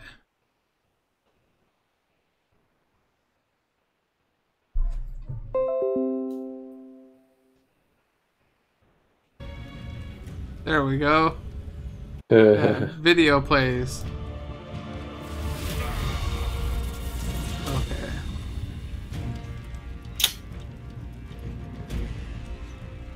So those guys, right? Yeah. Well, and the same thing for the red guys too.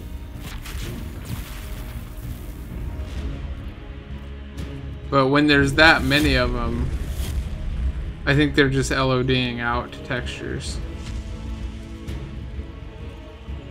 Because if you look there, like, yeah, I think they're gonna. Maybe.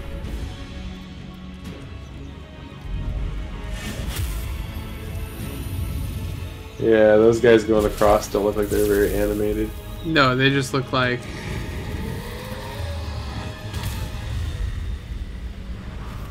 Yeah, I mean, I guess we're gonna find out in a second.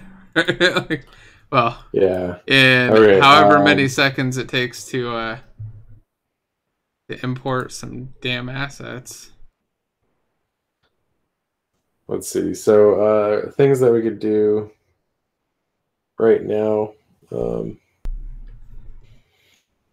Yeah, we could give the humans different personalities, like whether they cluster together or run away from each other or anything like that. We could I don't know, create any, like, make the humans run away instead, right, of stand next to them, and then from there put like some incubation period on the zombies, which then start to run fast afterwards. So they like see a zombie get converted and then people run away. Yeah, let's do that. Okay. That sounds pretty straightforward, and we can dive back into some code for a few. Yeah. While we will let this other thing load and flag us out. So I think my thought is that if we go to the human navigation system, okay, human nav system. So our current system, what do? We pass in some random floats, and then we just pick a random direction, right? yeah. Basically every frame we just go in a random direction. It's like every so often, right? Didn't we have a countdown or something like that? I don't think so. It looks like, well, actually, maybe we do in the actual navigation job. Yes, we do. So time until direction change. So we just deal with that in the job. That makes sense. Every 5 seconds, we just say new, right? New direction. Yeah. Line 55. Yeah. We reset them every 5 seconds. Okay. So what are you thinking in here? Oh, hold on. All right. It just loaded. Here, let's. Good stuff. Let's do it. Let's give this a try real quick. So, scenes. There we go. It's going to take another hour. All right, we can go back to the other project. While it opens the scene. All right. Come on, load. Can confirm. Looks like mesh. Yeah. Yeah. I can confirm that opening the scene is obscenely slow. This is literally the slowest I've ever seen a scene open. That's okay because we saved on frame rate. Yeah. I saved on my car insurance, so there we go. All right. That's pretty cool. This is a nice, pretty scene. All right. Let's hit play and see what happens. Yeah. Another hour. All right. And interesting. Oh, okay, so I can zoom out. 8 frames a second. Oh, okay, there we go. There we go. Stats. So 88. I can zoom in. How far can you zoom in? Is that it? No, you got. Yeah, that's it. Yeah, are those? Those don't look too much like. Are you able to go into the scene view and look at them? That's a good point.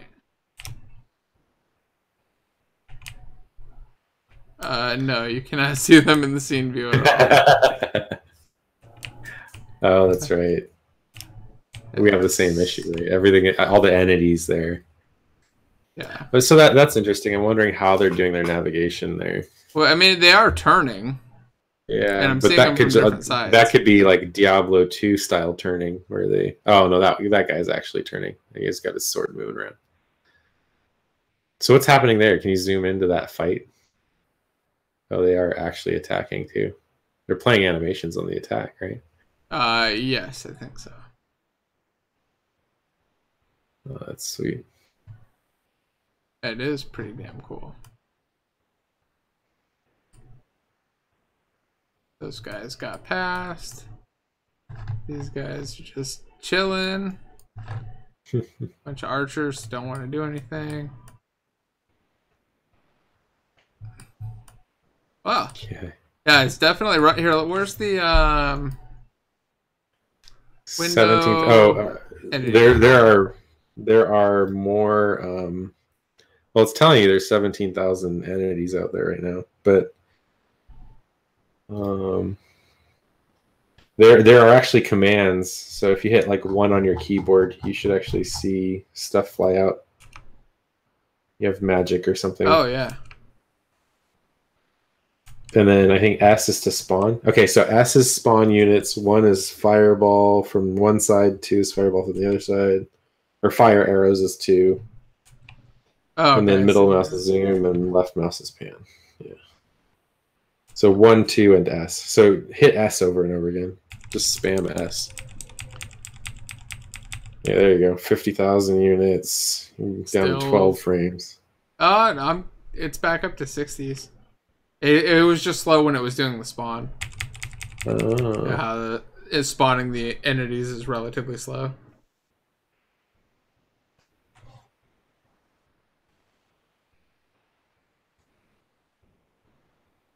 You're still at like, well, that's saying 13 FPS. Oh, wait, you're saying, yours is saying 70 FPS, but.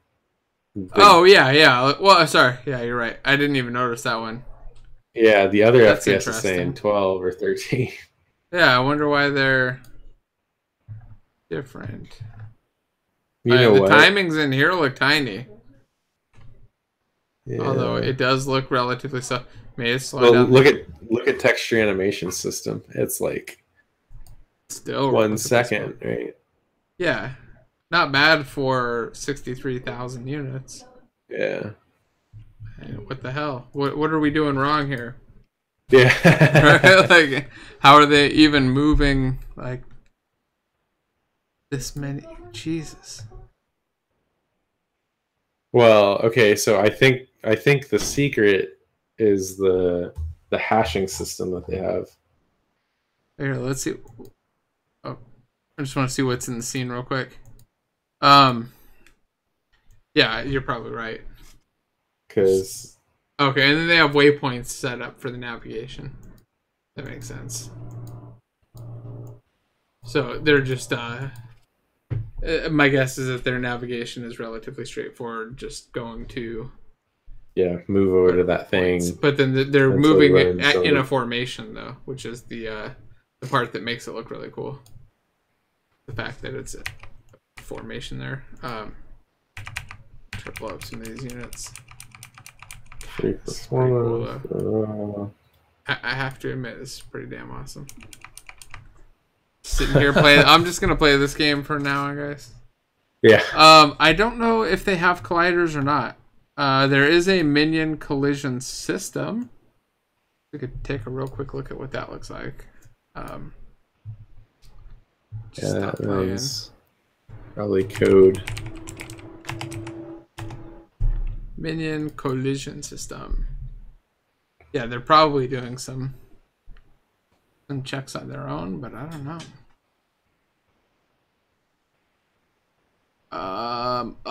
Crap. It's gonna open up Rider. Which is probably gonna ask me to activate it because I haven't used it in a while. So let's go back over to Visual Studio for now. Wow, dual quaternion skinning, translate texture, and rotation texture. Okay, so they do have some special texture stuff happening with the rendering. Oh, okay. And it looks really blurry.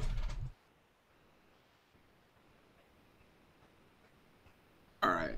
Visual Studio's opening up. Yeah, I get the sense that they're just doing 2D textures and making them look like meshes and just doing some smart stuff there.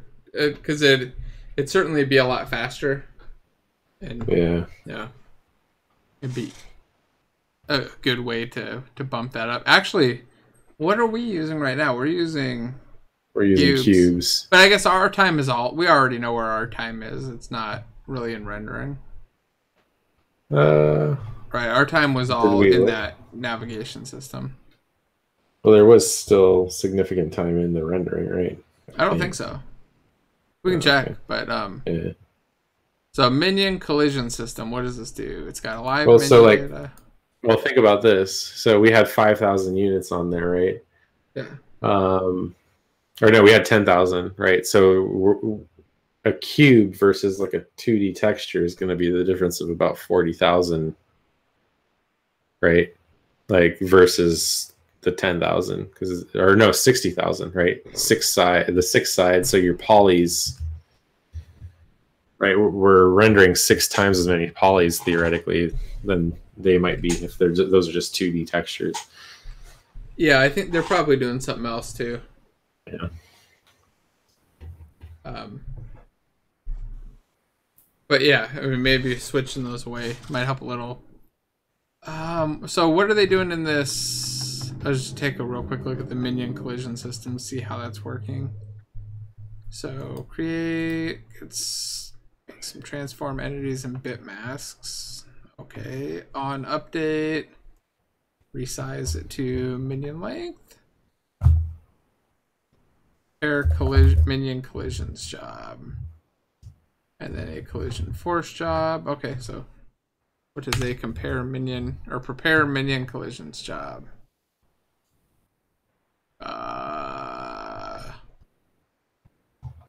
Yeah, okay. It just copies data, and then there's minion collision job. Minion system hash current position. Yeah, I think this is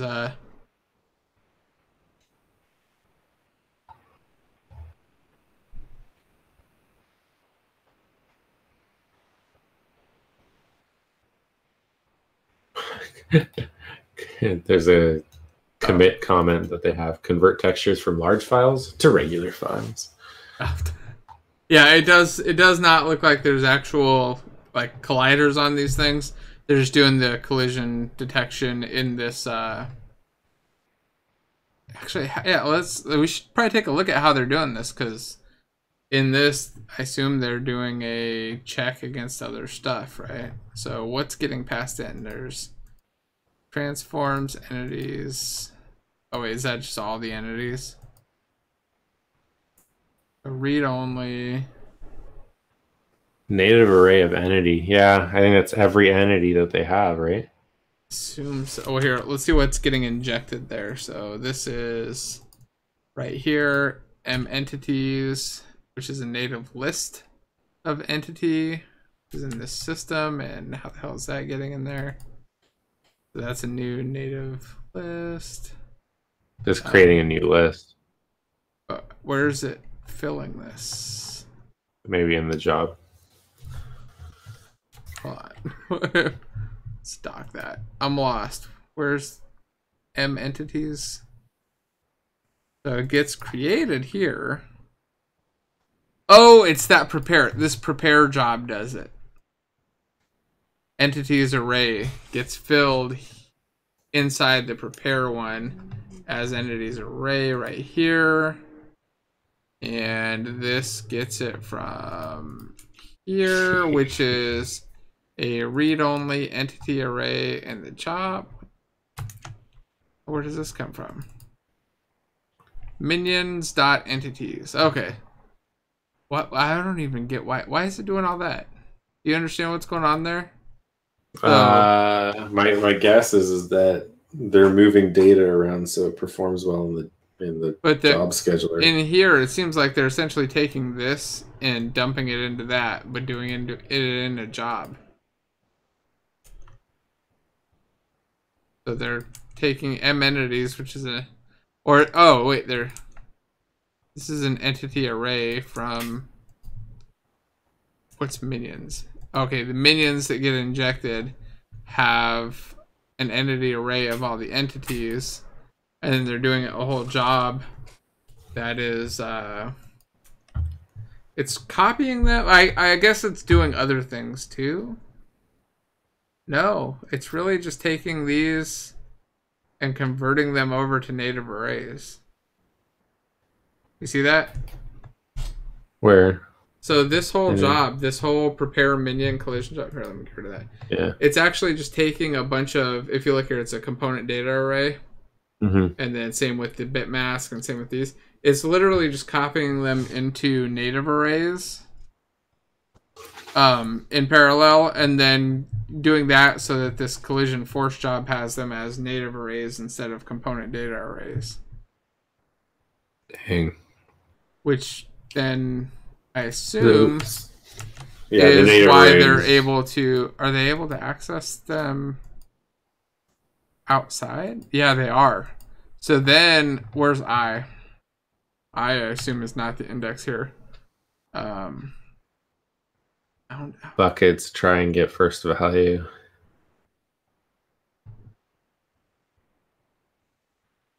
Oh, and that's the hashing. Minion system hash current position. What is this for? I think that's the hashing system. It's just it's probably quantized.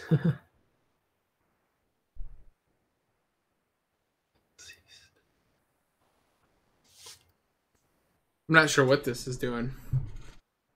My guess is that they take a position and then they give you something to look at, like a bucket to look at. And so it's not like iterating over the whole map. It might be just checking the position for a certain set of units and then running a job for those ones. It's kind of my guess. Oh, okay, so and it's doing it in a loop. So the first one was getting one, and it just keeps going. Yeah. Oh, okay. Check 3 cells in the corner. So it's okay. So the reason I think that they can pathfind hundreds of thousands of units is because they're not looking at the whole landscape. And the same thing for running into each other, right? Because they have to find out, are they in the same hash location?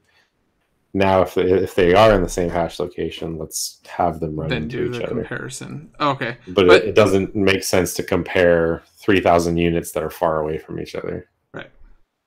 This is also letting them access them outside of the order, though. Mm-hmm. Right? The way that they're doing that conversion. I think if we... I hate to jump back over to performance stuff, but I think if we did that in ours... oh, yeah. Somebody else talking about it too. Definitely true that partitioning it's going to make sense. But I think if we did that in ours, we might... I don't know. Do you think it would help? I'm looking over to the side because you're on my other monitor. No. I'm curious what that would do if we just passed in native arrays instead of... Let's try it. Yeah. Let's go for it. Okay, so to do that...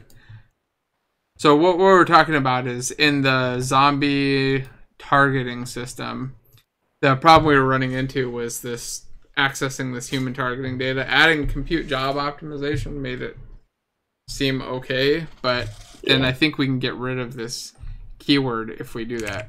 Let me just double check that they're not using that in here. I assume they're not. Yeah. Okay. They were in other parts of the project, though.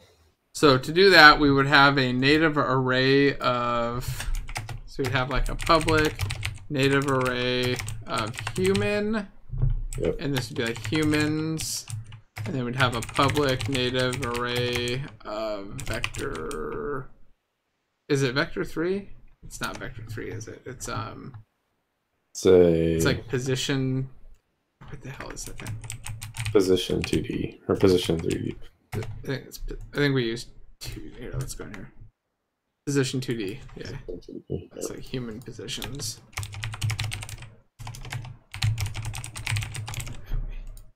Capitalize my public stuff.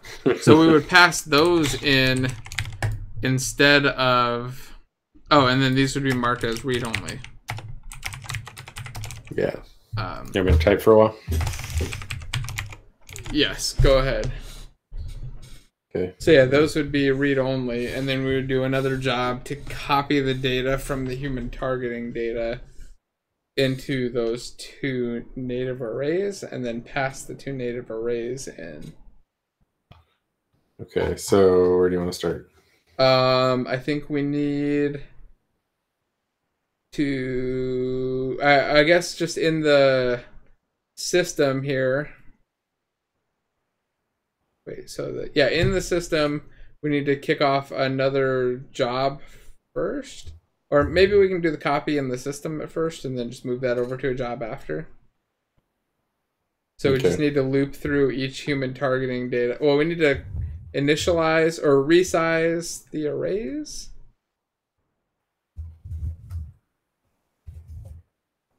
Yeah, human targeting data.length.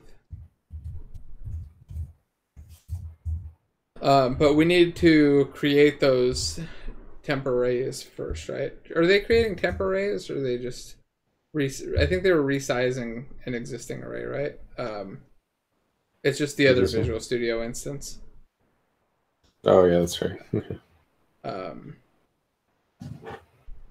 It's not in this job, it's in the system, top left.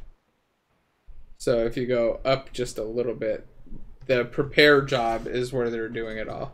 So they're resizing the arrays right above it. So they have the arrays, and I think those are defined in the constructor.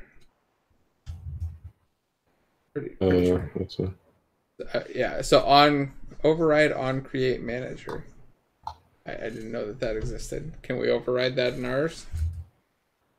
Yeah, let's see. Keep trying to alt tab. All right, so here. Yeah.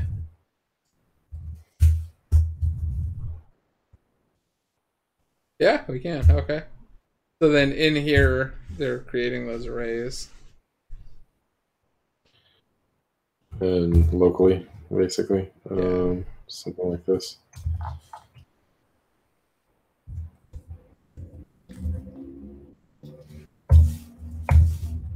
Yep.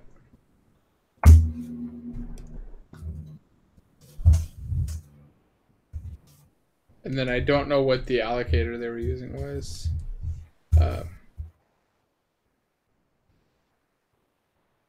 Persistent. Okay.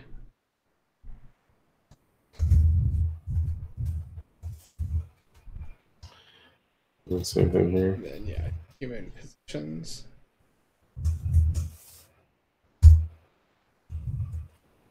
Oh, you have to give it a length. Oh, maybe we should use lists like they're using. They're using native list, I think.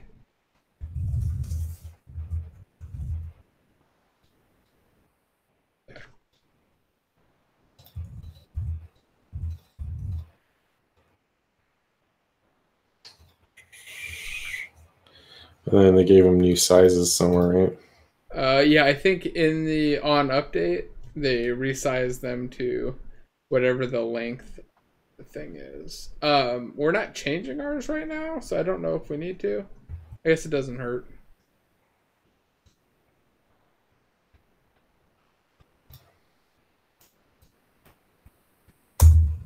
Yeah, right there, they just resize. Yeah, humans and human positions. And then the size would be human targeting data.length. And then we do the same for human positions.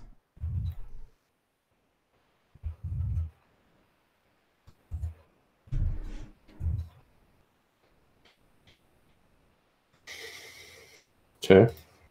Cool. And then we just need to copy the data into those arrays. So just do like humans I equals. Were they allowed to do that, or were they doing? They were doing it in a job, but Oh yeah, that's right. Okay, you said that. This job right here, right? Yes. They were just doing it in that job. I think we can do it in a system though. I'm pretty sure that we were able to do a lot more in a system than we could in a job. Yeah. It's just going to be the systems are all serialized. kicking off on the main thread. Yeah. So humans at I equals human targeting data dot humans at I, right? Yeah.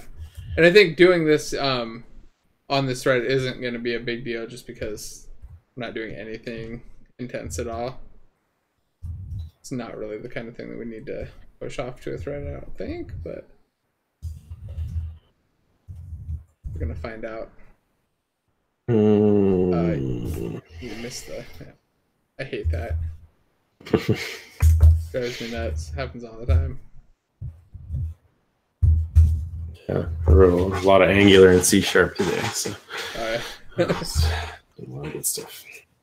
Cool. And then in the job, we just need to pass in humans and human positions instead of human targeting data. Yep.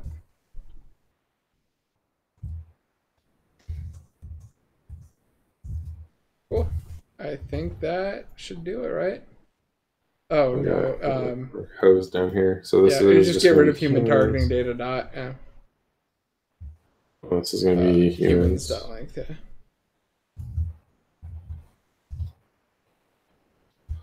Humans. Positions. Human positions. Yeah, it's human positions.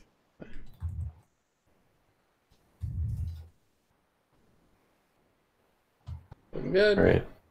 Big money. What was this? All right. Distance squared. Which I don't remember. I think that was already. Oh, I think we were going to say like stop chasing them if they're far enough away or something. Sounds right. The menu thing that keeps popping up. I'm not sure what you're talking about. Somebody was asked what the menu thing is. That loading. They are not working. There are some exceptions. Previously scheduled job writes to a native array. Oh wait, we didn't make these lists on inside the job, right? I don't know if that matters, but I don't know.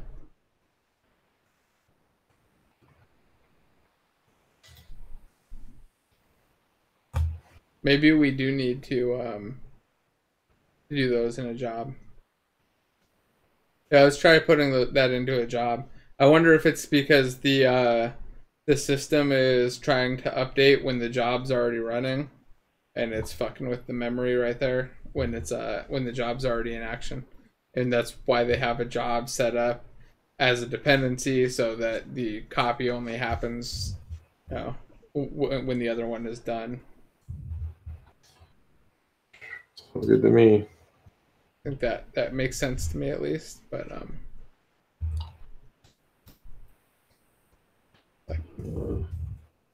copy humans to native list. Beautiful. And then we have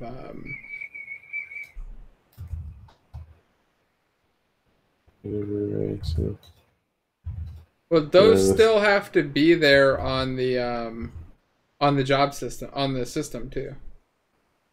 Yeah, I didn't cut them, did I? Oh, okay. I don't know why I thought you did. So fast with the keyboard. Cool. So we copy the data from. It's not coming from entities though. It's coming. What is that going to be? It's going to be a human data array or whatever. These things. Human targeting data. Yeah, it's just the human one though. Yeah, and then you got to get rid of inject. Yep. And that would be.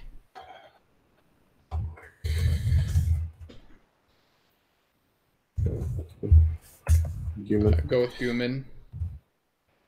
All right.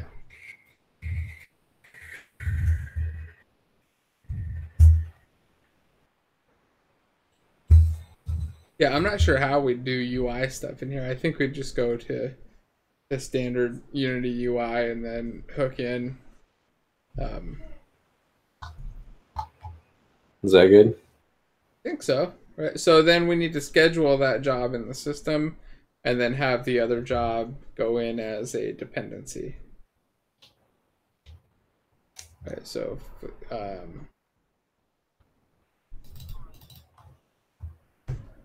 oh, they did some sort of chaining there. yeah, you do type this. For a while? Sure.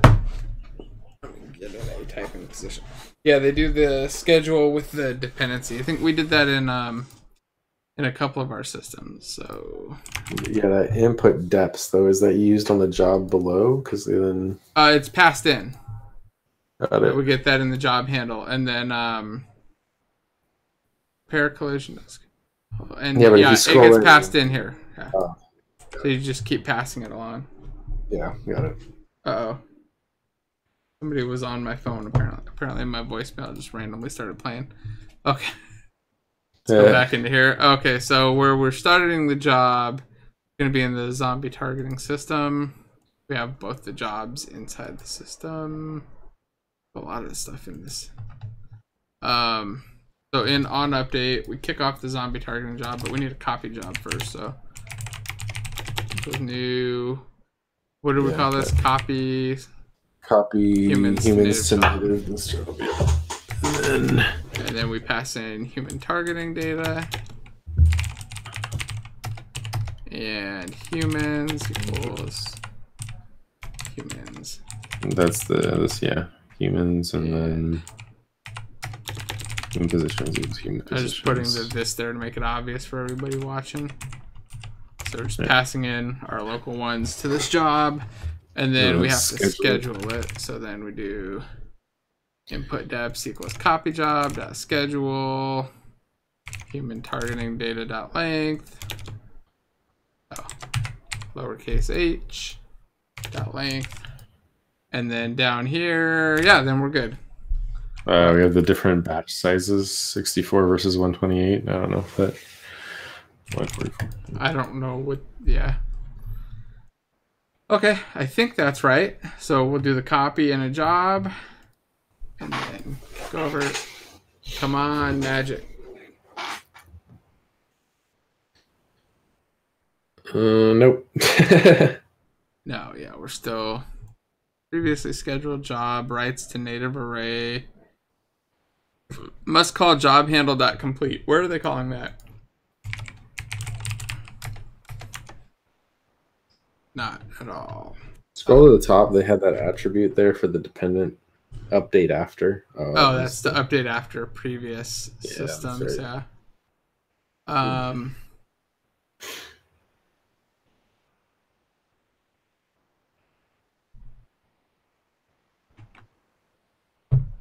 Are you returning the input dependencies at the end?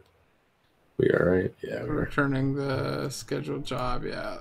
It's the same thing. I have another line of it. So I don't see what the problem is. I don't know if you do. I just wonder how you use this. Human music.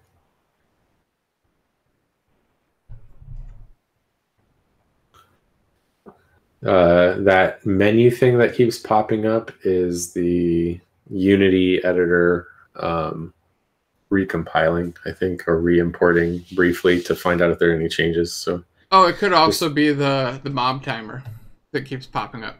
Oh yeah, okay. You want to explain what that is, since you made it, right? Yeah, so it's to get people to stop typing at the keyboard. Specifically, if you have 3 or 4 people programming together, you rotate through. It's an open source project, free download, but yeah, I think the best thing to do is just link the video to the timer. Yeah. Yeah. To the yeah.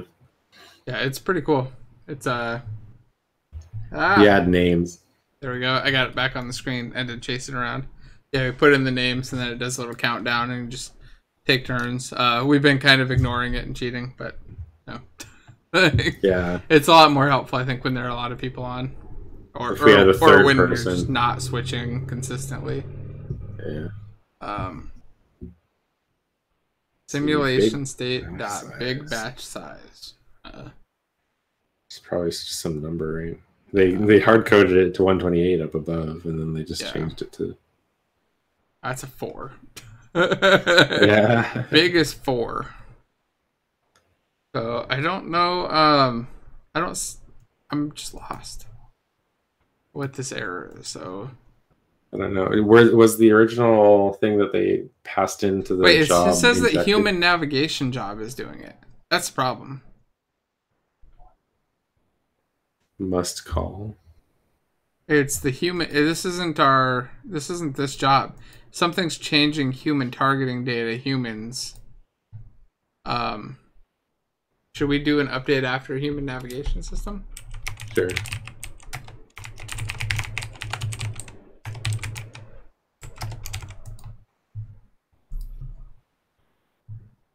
I mean, that makes sense, right? Like the humans have to move first, and then we're going to read off of them. Yeah. But we adding have that to new call, dependency. Yeah, let's see if that does it. That calls job handled not complete. I don't know. No. Okay, so how is job handled not complete? How does that work?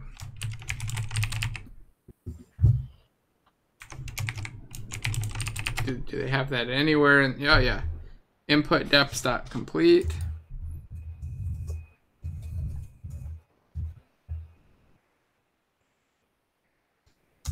Interesting. So do we put that on the human system? Is that like... Maybe. I don't know if that'll work, but... Maybe... Oh, wait, no. Maybe it goes in here. And here we call input depths dot complete. So note, jobs do not start executing immediately when you schedule them unless you state that you are waiting for them in the main thread by calling the method job handle complete. This flushes them from the memory cache and starts the process of execution. Without job handle complete, you need to explicitly flush the batch by calling the static job schedule batch jobs method. Oh, input depths dot complete in our thing switched the error, so now we have a new one. Which I think that, yeah, it's a little magic to me too. But I think it's forcing it to actually do that job before the other one. Don't know why we have to do that exactly, but Human is not declared read-only. copy humans to native list job dot humans. But it's not supposed to be read-only. I think we made it read-only somewhere. Go back does not support parallel writing. Oh, wait. I think I know the problem is if we look at their copy, I'm pretty sure. Yeah, in their prepare, they're using an array, not a list. That's why. All right. So they used a native array and they copied from. But where are they putting it into a list? Because it's a list in the other one, right? Yeah. Oh no, in minion collision job, it's also a native array. I think it's only in the system that it's a list. Is it even a list in there? We just saw it. It was a list. Oh wait, this is the wrong file. Yeah, it's yeah, it's a list in the system and it's an array everywhere else. Great. I guess that makes some sense. So humans is a native list. Yep. And then go into here. These just have to be array. Block select. My best friend. There we go. And then... No. I did this in the wrong spot. Sorry. Okay. This is supposed to be in the job. I want to be an array. So the copy job. Just got to expand these out. Okay, so these both become arrays. Yep. Actually, yeah, this is going to be super simple to change. And then in the targeting job, array. And array. And F6. Filing, yep. There we go. All right, let's try this out. Come on, no errors and amazing frame rate. Oh yeah, no errors at least.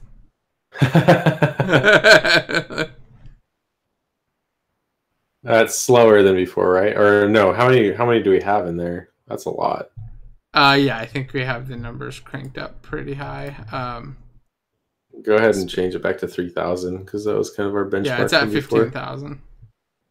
Well, now I wonder if we can turn off those two attributes that we had in there too. That's nice and fast. Good 80 frames a second the whole time. Yeah. And then if we go back before, right? Yeah, but can we get rid of compute job optimization now? I just want to see if it's gonna blow up because it was running like crap before without it, right? Yeah. Wonder if that 3,000 would have messed us up. Yeah, it didn't help at all. That was fun. Yeah, we learned a lot. Yeah. Learned that. Do you want to keep the code like this? I think we should check in. Yeah, we can do that. Do we want to go back to what we were at, or do we want to keep this? I think we can keep it. It didn't make any real difference. Yeah, I mean, it didn't hurt performance at all. Mm-hmm. So let's see. Yeah, there is an error saying that we are not cleaning up the native collections. Yeah, we just never cleaned it up because it seems to happen like when we stop playing, and we probably should, but it just didn't seem like a fun thing to worry about yet. We are using Unity ECS right now, Kevin. It's pure. This is all. Go ahead. Talking right over it. It's all good. No, you're fine. Blow it up. All right. Yeah. Well, that didn't help. So yeah, let's get back into feature development. What were we gonna? Let's commit. Let's commit. Okay. Yeah, we optimized or whatever. And just start there.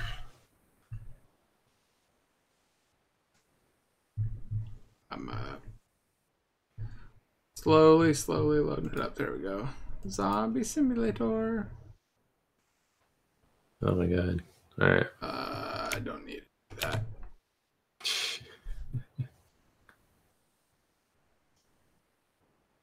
Kinematic soup. Yeah, that was the scene fusion stuff. Not super helpful for this. Oh, okay. We could edit the scene together, but we're only really editing code. There's nothing in the scene, so. Oh yeah. Okay, I got it.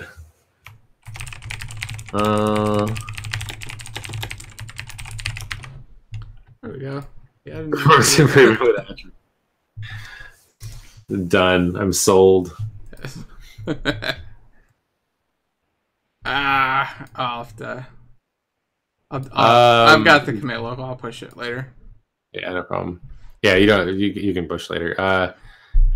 So Kevin, the resources are like better than they were, but it's still not satisfactory, I guess. Yeah, there's still not a whole lot. We're still kind of just digging through, hacking, and trying to figure stuff out. If you're into the very basics, moving stuff around and all that, relatively simple. The thing where we're hitting the biggest problems are just with sets of entities looking at other sets of entities. This is just for fun. Yeah, we're just kind of diving in and trying to figure out how the system's supposed to work, kind of the best ways to use it, how to actually get some big performance out of it, and then who knows, we might come up with some crazy ideas that are only available with this kind of performance. But first we have to figure out how to get the performance right. Like right now we're able to move around like 10,000 or so when we had a decent frame rate. Yeah. But they're still just little cubes running around chasing each other. It's not anything exciting at all yet. So we're trying to figure out how to get that scaled up and how to add in more functionality. But like I said, the main issue that we've been running into is just like if we have a set of things that we want to look at other things, everything just blows up. Yeah, the Git repo's public. We'll put it in the description too. Paste a link to it as well. I probably pull it up. Yep. Let's see here. Let me do. I'll put the link up right now. Once I find it.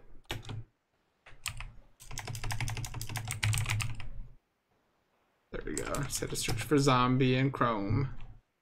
Came right up. Okay, here's the link to that repo. So the stuff we're working on right now is not up there yet, which is just the performance enhancement. So when you'll see that later. Yeah, I'll just push it on another monitor. It's just it's gonna make me log in with the correct password. Yeah. Oh, password's back on the main screen again. Yeah. It's all stars.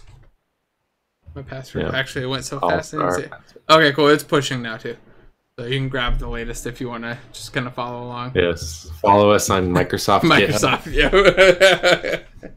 That was awesome news. For anybody that didn't see, Microsoft bought GitHub. It was a couple days ago. Yeah. Just interesting. I'm not sure why. Like, I assume GitHub just needed money. Like, kind of my default guess is that they were probably running at a loss for a very long time, growing and getting huge to get ready to be acquired. Seems to be the trend, you know. We were streaming a couple times a week. It's slowed down a little bit, but probably kick it up a bit. It's fun. Yeah. It's fun doing these. Need some time. Let's do it. Yeah. Okay, so let's. So I did see that one. So that comment back on the zombie navigation system, or zombie targeting system. Sorry, down at the bottom there, or sorry, the bottom of the. No, it was at the bottom, very bottom, right there. Oh, okay. We were saying break there. Oh yeah, the distance squared is less than a certain amount. Oh, they were saying if we found a good enough target. That's right. That's right. That was just like, hey, if we found one that's within 5 meters, stop searching instead of trying to find the closest.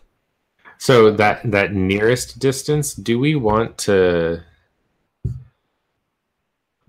Like, I'm almost thinking like if the zombie's far enough away, it doesn't, chase. But I don't know.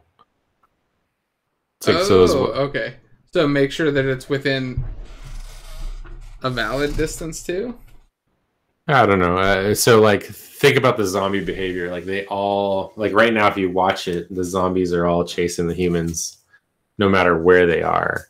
And so those guys at the very back of the tail, they're not going to like go after the other ones, right? They might just wander around aimlessly like the humans do anyway. Okay. Well, in that case, we could just so like say don't give it a target if like that. It's that and less than distance squared. So what is that? That's going to be the distance between the human and the zombie. Yeah, sure. Let's try it. Yeah. Okay. Then we won't get a target. And so that'll just make it stand still. But and then I was thinking about having the zombies behave like the humans. We could probably put this in too, right? Yeah, sure.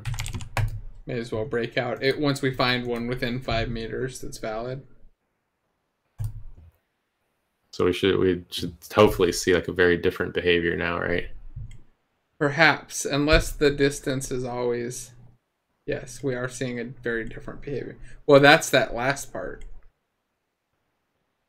Right? That's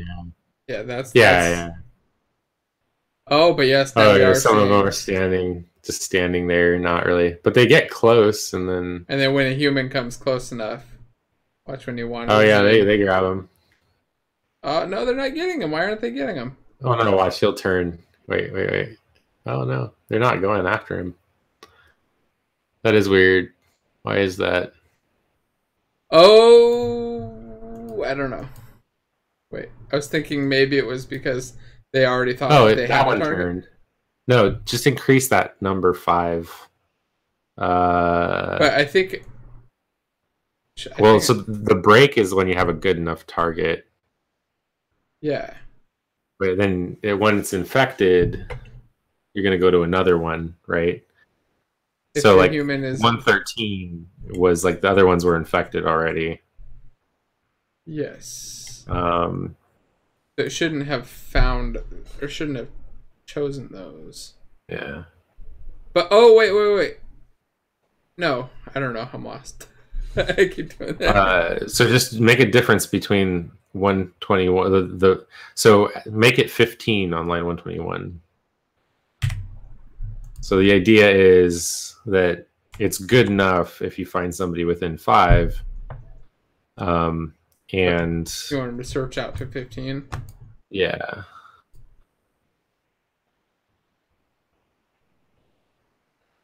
Frame rate should be showing right in here too, in the stats window. In the 80s. That 5 should probably be smaller too. Okay, and then we should see the ones wandering back and forth. There we go. Yep. Now they're actually chasing him. Yeah. That does feel better. It does seem like our humans should be trying to run away from zombies, though. Yes, I agree. Yeah. How would we do that? What you thinking? I think it's going to be the exact. Well, you could see which zombies have you as a target. So when you target the human, set the human as panicked or something, and then they might. I think we should make them run away from the nearest zombie to them. Yeah. Like just run like the opposite direction of the nearest zombie. So that's like all of this exact same code except in the reverse direction. Yeah. Because then I'm thinking like, then it'd be a little bit more realistic, right? Like you're essentially going to run in the opposite direction of a zombie. Like whichever guy's closest to you. Yeah. And then what I would expect to see is like our zombies going chasing somebody and everybody's kind of like flying away from it. Yeah. I mean, once they're surrounded by them, who knows what could happen, but okay, cool. So yeah, let's do that. If you're down for it. Sounds yeah. So it'd be in the human navigation job. Yeah, I'm just trying to think how would so we need to find out which zombie's closest to us. So I mean, we still need to do all that same stuff again, right? Yes. We need to get all the zombies, and then we need to say. Well, should we make another system that does this calculation of like how about this? Human to a zombie and nearest zombie to a human? I don't necessarily I don't know if we need that. So my thought here. Then we could just pass that into these other systems. Take a look at zombie navigation system real quick. Okay. So last tab. There it is. Yeah. So my thought is that you thinking in the job? Yeah, so the human has zombies chasing him, right? Mm-hmm. And so not necessarily though. Yeah. The human could just be near zombies. And it's chasing somebody next to them. Yeah, that's right. Right? Like when we have 3 zombies out there, they're only going to be chasing 3 humans. Yeah. Okay. Yeah, you're right. Okay. So yeah, we basically need a navigation job to have. We need to copy in arrays of all the zombie positions and headings. Right, because we want the heading because we need to know which direction they're moving in. Maybe we just move away from where they were. Yeah, I think we can just move away. So get all zombie positions. All human positions. if you're, yeah, and all human positions, and then if you're close enough to one, move away from it. Set your heading to be away from that location, which is just going to be the difference between the two positions, right? Yeah. The normalized difference. Yeah. Okay, you want me to go type? Yeah, go ahead. All right. Oh, there you go. Oh, also, I don't know if you've ever seen this before, but in the mob timer here, you can have customizable settings. There's sayings here. So solid, Liskov substitution. Yeah, I've noticed all the solid ones in there. I didn't know you could customize them, but that's pretty cool. Yeah, there's a bunch of customization options in the timer itself. Nice. And yeah. Kevin's question about if they're both basing their direction off each other, would they get stuck looping? Not really, because the zombie is always going to be chasing after the player, and the player is always going to be running away. Or the human is. It would just have to make humans a little bit slower. Oh, called hashtag mob programming. It's so years ago, my team and I invented a way to basically write software differently. It's for developers to a computer sort of thing. Okay, so on update. All right, so do we want to have? So is this inside of the human navigation system? Then we want to add those. I'm kind of torn. Like, yeah, or should it be a separate system? I kind of want to have a separate system that does all this calculation. Position 2D heading, movement speed. So we're setting the heading here, right? So we would need another system to tell this thing how to set this heading, right? Yeah, but I mean, essentially we'd need that system in the zombie one too. So if we were going to do it, I think we'd create the system, pass that data into the zombie navigation system, and then just make the human navigation system take the same thing. Yeah. Does that make sense? Yes. Like if we just had a... we need like a struct of data that's got... What would it have? It would have human positions. Well, human could just have the normalized flee vector or something, right? Yes. Run away in this direction. Yeah. Human would just need to get... Well, but I think with this other system, though, we would just calculate out what's the nearest human to you and what's the nearest zombie to you. And it could just be the indexes of those things. So like we could have like a nearest human index. So it'd be like an array, and each zombie would have like, you know, for the index of the zombie, we'd have the ID or the index of the nearest human. Yeah. Or the position of the nearest human. Well, I mean, that's no, it needs the index too. Oh, well, here, let's see. Zombie navigation system. Saying if it's -1, then we're basically setting the speed to 0, right? We're just saying don't move anymore. Right. Yeah, because we have a human target index. I guess, yeah, well, now that I think about it, essentially what we're doing in zombie navigation system would be it, huh? Yeah, you just flee from one of them. Yeah. You'd flee from the closest zombie, theoretically. Yeah. Maybe we should just copy that over into the human navigation system for now. No, it's going to be a little bit different. But I do think we need like the human data needs the zombie to flee from index. Yes. Right? Yeah. It needs to know what zombie to flee from. And then... Well, does it need to know the zombie or the position to flee from? It just really needs to get the direction to flee in, right? If we're going to be calculating what the nearest zombie is every frame anyway, we really just have to set the direction on there. Now, if we had the closest direction, we could make like a military human that has a gun, right? And so like one of them, a normal human would flee, but a military human would fight it off. Yeah. Sort of thing, right? So like I think getting the index of the zombie that you want to flee from might be worth doing. Yeah, we just do both. Yeah, okay, that sounds good. Okay, so we have the human navigation system. We would tell this to do that, and then this human data has the human.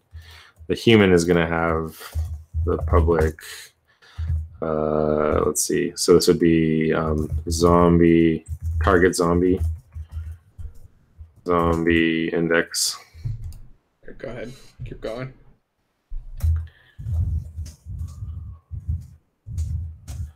Right, and then public. You forgot position. To give that a type. Oh yeah, sorry, too much JavaScript.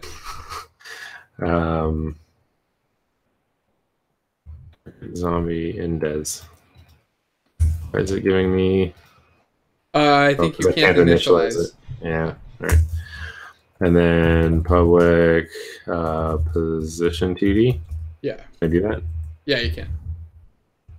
Just need the using statement. The bottom one. There you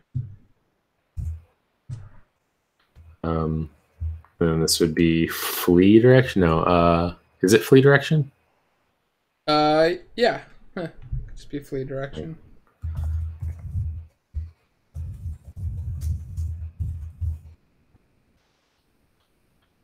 But wouldn't we want it to be a heading?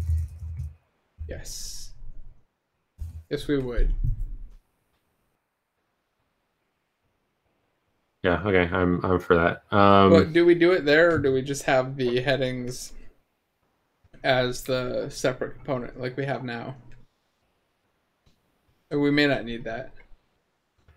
Well, because we're already passing in a heading and modifying it. Oh, so you want to set the heading, but the navigation system is the one that's going to be responsible for setting the heading. Isn't that where we're doing this though? No, I don't think so. Because the human navigation system shouldn't need to know about all of the other. That's why you were saying that we wanted to do it in a separate job, I thought. It was, but then I was thinking that none of the stuff that we're doing in the human navigation, like, we don't need to do any of that. The random movement? Well, they're still going to have some default behavior when they're not targeted, right? Like, we're going to keep this. It's just if there is a target, then do the other thing. It's just only if there's one within some range or something? Yeah. Otherwise, so that's what I'm saying, is have a job run, set the... Got it. Okay. Yeah.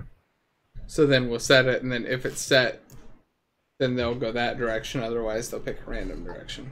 And it still could even be a separate job. You could have human default navigation system, and then human panicked navigation system, and then you just break out of it if they're not in the default state. I don't know. Yeah. I don't know what's better, because you're still like looping through all of them a second time, right? Well, you're executing on them all, but just doing nothing, which doesn't seem to be slow. Yeah, that's true. That seemed like that was pretty quick. Yeah, so this might be the default movement, and then we eventually do like a more complex movement. But the first thing I think to do is that we need to set the target. So we need like a human targeting system, basically. Yeah, more or like less a human fleesystem. All right, so yeah. Do we want to just add a file in here, or how do you want to do that? Yeah, just add a new class. However you want to do it. Okay. So this is going to be human. That? I think so. It's just looking for zombies that are within a certain distance, and then running from the closest one, if it's within that distance. Are we namespacing or not? I don't think so. I think there are none. It always drives me nuts in Unity projects. Yeah. I do it in all the bigger projects though, but I really wish it was like as a default.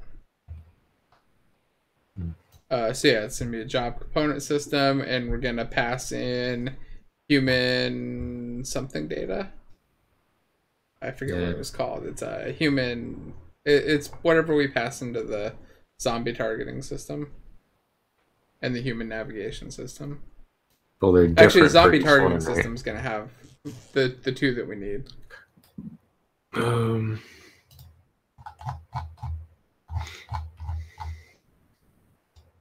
Yeah, we have human targeting data. Yeah, it's those two that we need. But we don't need to recreate the structs. We just need to inject them. Okay. You want to go for a bit? Sure. So we go to where are those injected, right? Well, so we did all that native array stuff, which I don't know if we need to do, right? We could just copy I don't think we need that.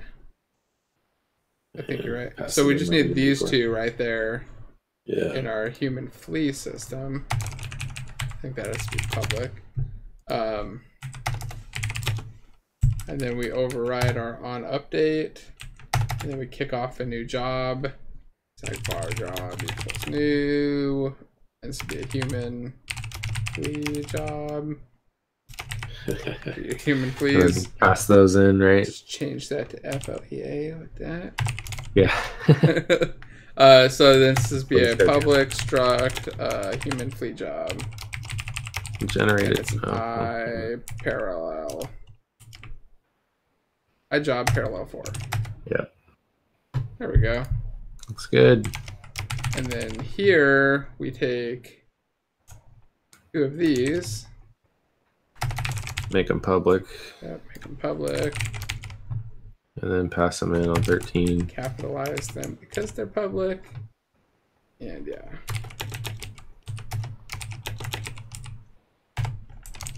And we pass them within. And then here we need to... Oh wait, don't forget the attribute on line 20. Well, we need the attribute here too for the... Yeah. Read only. Oh wait, did we need this? No, native parallel for thingy. Oh yeah, we did. Go back to the other job. Compute job optimization. Yes. I don't think we have it. No. Yeah, we don't have it. Wait, it's in the struct. Where's the files are too big? Yeah, we can break it up. Now we have enough reuse there. Down a bit. Oh, we removed it. I don't remember what it was. We removed it because we changed it to the native array pattern. Remember, it had to be there until we added the native arrays. Oh, that's right. And then we were hoping that it would help. But it was disable. Apps. I'm just going to go to GitHub real quick and take a look at what the code was. Like this. Master, commit change, and...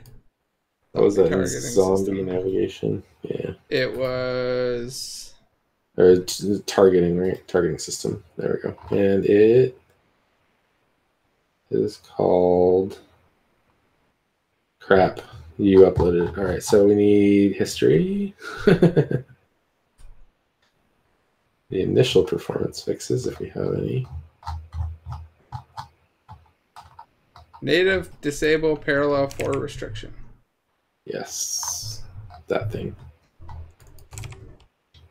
Apparently, I don't know how to read history on GitHub's website. I did it in source tree. Yeah, I know. Okay, so here we need to loop over each zombie. Standard deviation on human speed. You got the bell curve. Sorry. You're at the end of the bell curve. You're dead, human. You're dead. All right, then we used math. What is it? Math something something dot. Yeah, math dot distance. How I got that wrong, I don't know. So distance between zombie targeting data. At the index of I dot positions. Oh no, it's dot positions.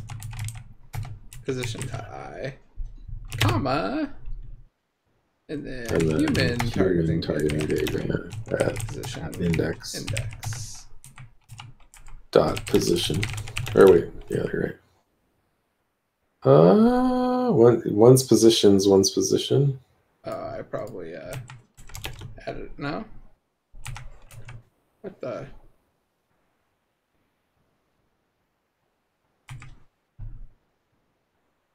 Oh, those are Wait, what? Why is that a float? Hold on. No, three overloads. But try dot. They're float twos. That's right. Add dot value to those. And these are position 2Ds. Oh, was it dot value? Yeah, I think so. Oh, okay. That's all. Okay. Glad you're here. Okay, so then if distance is less than min distance equals distance, generate that. Nope, not there. Oh, good. Remind me later. Restart now. I'm just glad it didn't force me to. All right, so min distance, just default it to an insanely large number, and then check to see if this is the closest. But we also want to make sure that the distance is less than some range, right? Yeah. Less than, like, how far away should they run? 25. I don't know. Less than 25 meters. Then that's the new min distance, and then we need to set the humans stuff, right? Yeah, well, nearest zombie. We need to set that as well. And be equal to I. And then here it would say if nearest zombie greater than -1, then how do we set this again? Do you remember? So you're gonna get the human. You're gonna overwrite the human data. Remember, we just added that to the human. Yeah. So we had to get the human, right? We do like var human equals human data. It's like similar to how we updated positions back in original Unity. Yeah. Humans at index. Still used to use it. Then human dot fleet. It's going to be target zombie index. Yeah, target zombie index. Rename that if you want. Oh wait, do we only do that if they're targeting one? Nearest zombie, not I. Good point. And then human dot flee. So this is the flee. Yeah. So if you wanted to create a heading, you can add that heading there, and then we could overwrite it later. So we would need to get a normalized vector away from the. Yes. So we need to do. We need to get human. Zombie minus human, or human minus zombie. I can't remember. Minus zombie target data. Wait, not humans. This is dot positions, right? Yeah. Targeting data dot positions. And this is nearest zombie.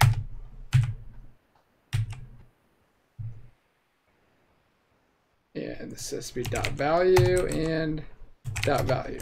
That gets us the floats. And then okay, so the end of the vector we just have minus the beginning, right? To give the direct vector that direction. Yes. All right.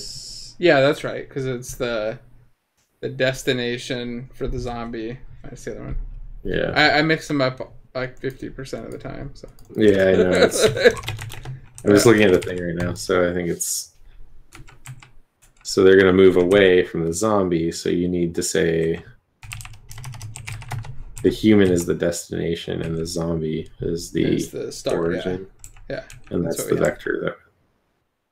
Now, how do we create a heading 2D? Oh, wait.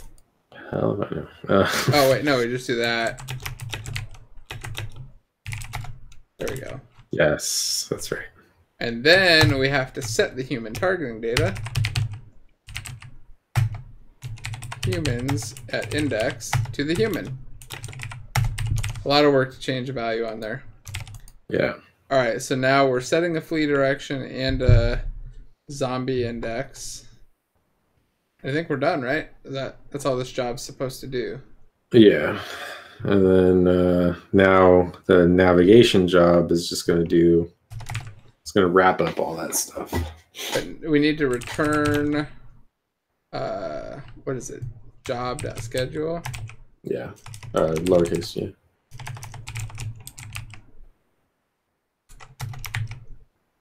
And then you're going to give it human targeting data. .length, yeah. Lowercase h. Yeah. Comma 64. Sure. And input depths. There we go.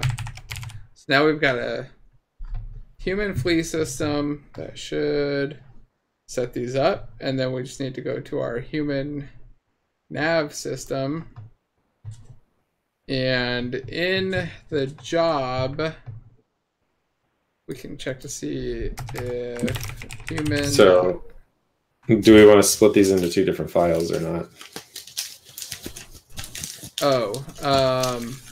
Because you could say, so like right now we could just break out of this if they have a target zombie, right? Like we're not going to do anything if there is a target, and then we should be able to prove that that will run, and we should see some of them stop moving until things get rough, or keep moving until they get within range, right?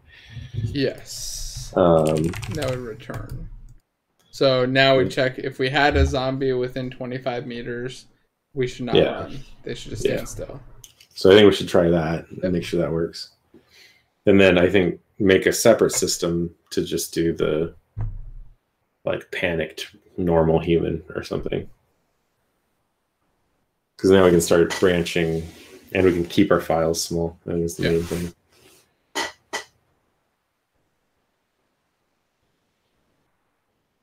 All right, come on and start.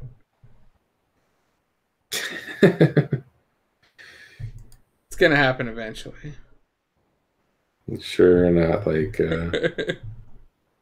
hung or something. Nah, it's just going nice and slow.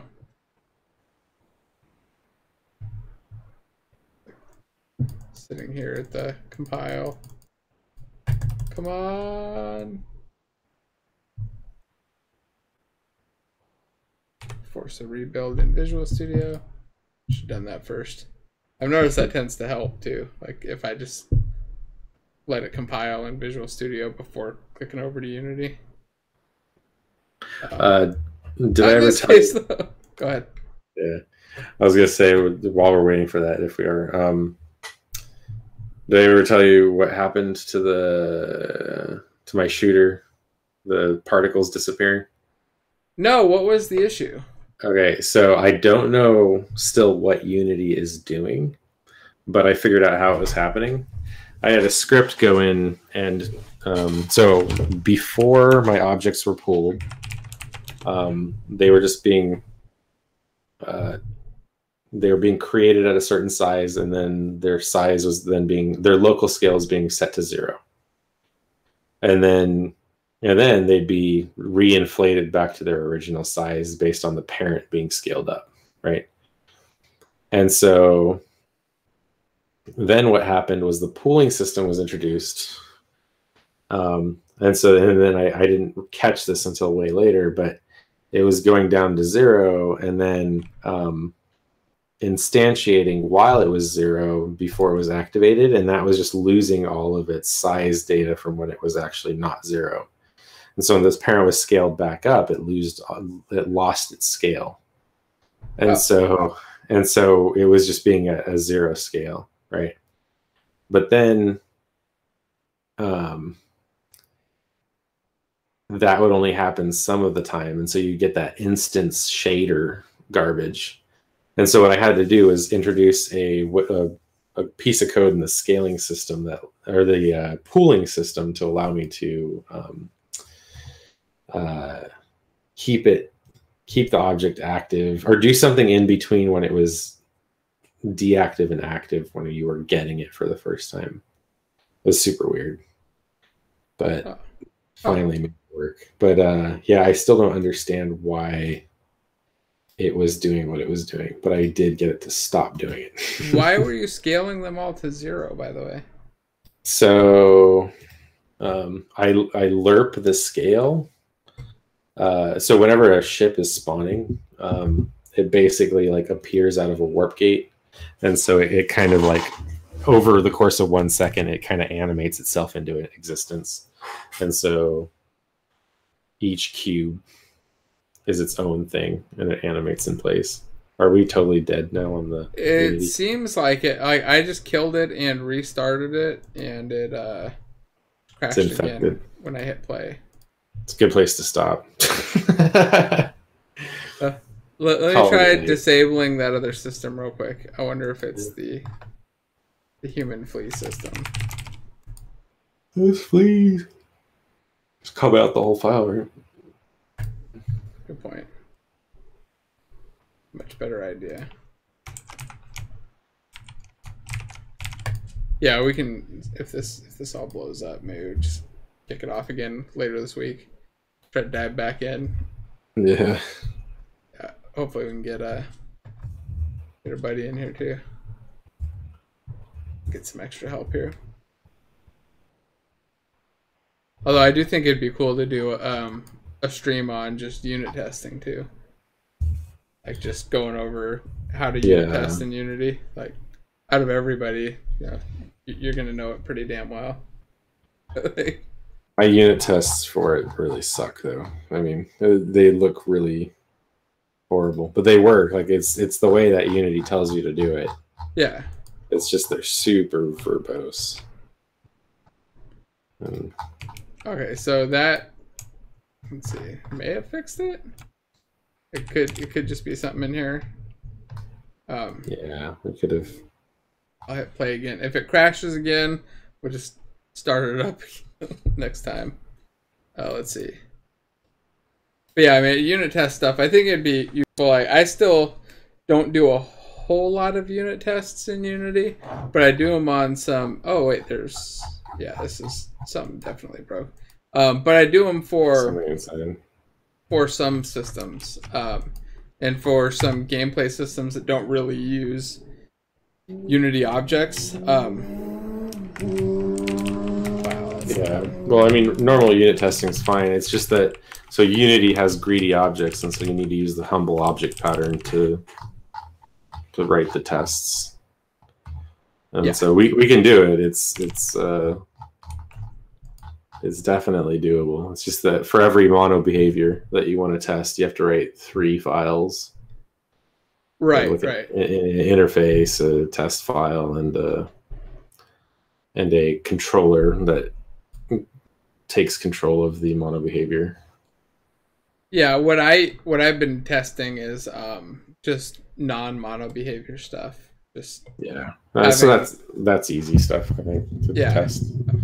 It is, but I think a lot of people don't know how to do it in Unity stuff. Yeah, they'd probably be pretty helpful.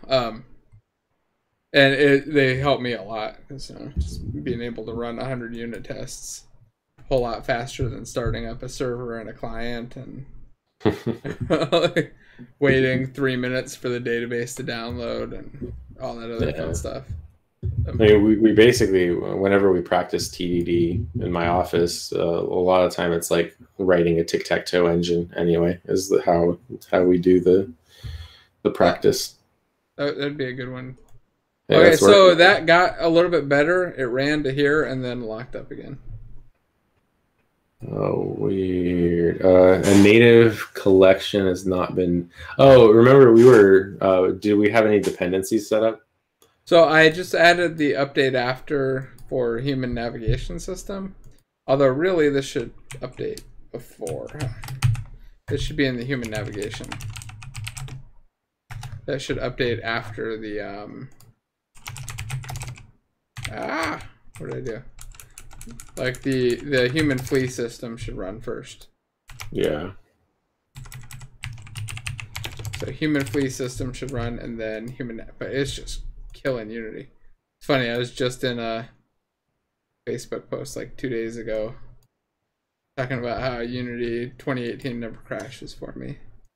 Like, yeah, they finally got so stable. It's because they stopped working on mono behaviors and now they're only on ECS, so that's why it's crashing. It just started blowing up. All right. Let's see if this worked. Cool. Anybody in chat interested in unit testing stuff, by the way? I don't know if anybody's still paying attention in there. Yeah. We got 19 again. We're like back up to our... Oh. It died down for a while, and now it's like... Now somebody says yes. Yeah. I think ECS is it's an interesting topic. But I think something like unit testing would probably be even more interesting just because it's you know, it applies to the stuff that people are actually working on. Yeah. Yeah, this is just blowing up. I don't know. I think it's a good time to let's call it dead and start up again next time. Yeah, that works. So yeah, we'll do that. We'll either do it if we can get the dude from Infallible Code on here, we'll do another ECS one, or if not, we can do unit testing or something else. I think doing a tic-tac-toe unit test in Unity would be cool though. I think people will like it. I think I'd like it. Like just especially seeing how you do your unit tests compared to my crappy unit tests. Oh, there's you know, things like a range act assert and all that. If you follow some guidelines, it can be pretty revealing. So cool. Well, yeah, we'll set that up then, and we'll keep looking at this stuff as well. Yeah, sounds good. I don't know what's up with that system, but I'm a little fried right now. So yeah, same here. I'm tired and lost. So all right, cool. All right. Well, hey, thanks everybody for watching. Next time we'll get this all sorted out a little bit better too. We need to get it on your Twitch stream too. Yeah, we can do that. I mean, yeah, that'd be fun. Okay, cool. All right, see y'all later. Later, everybody. Thanks.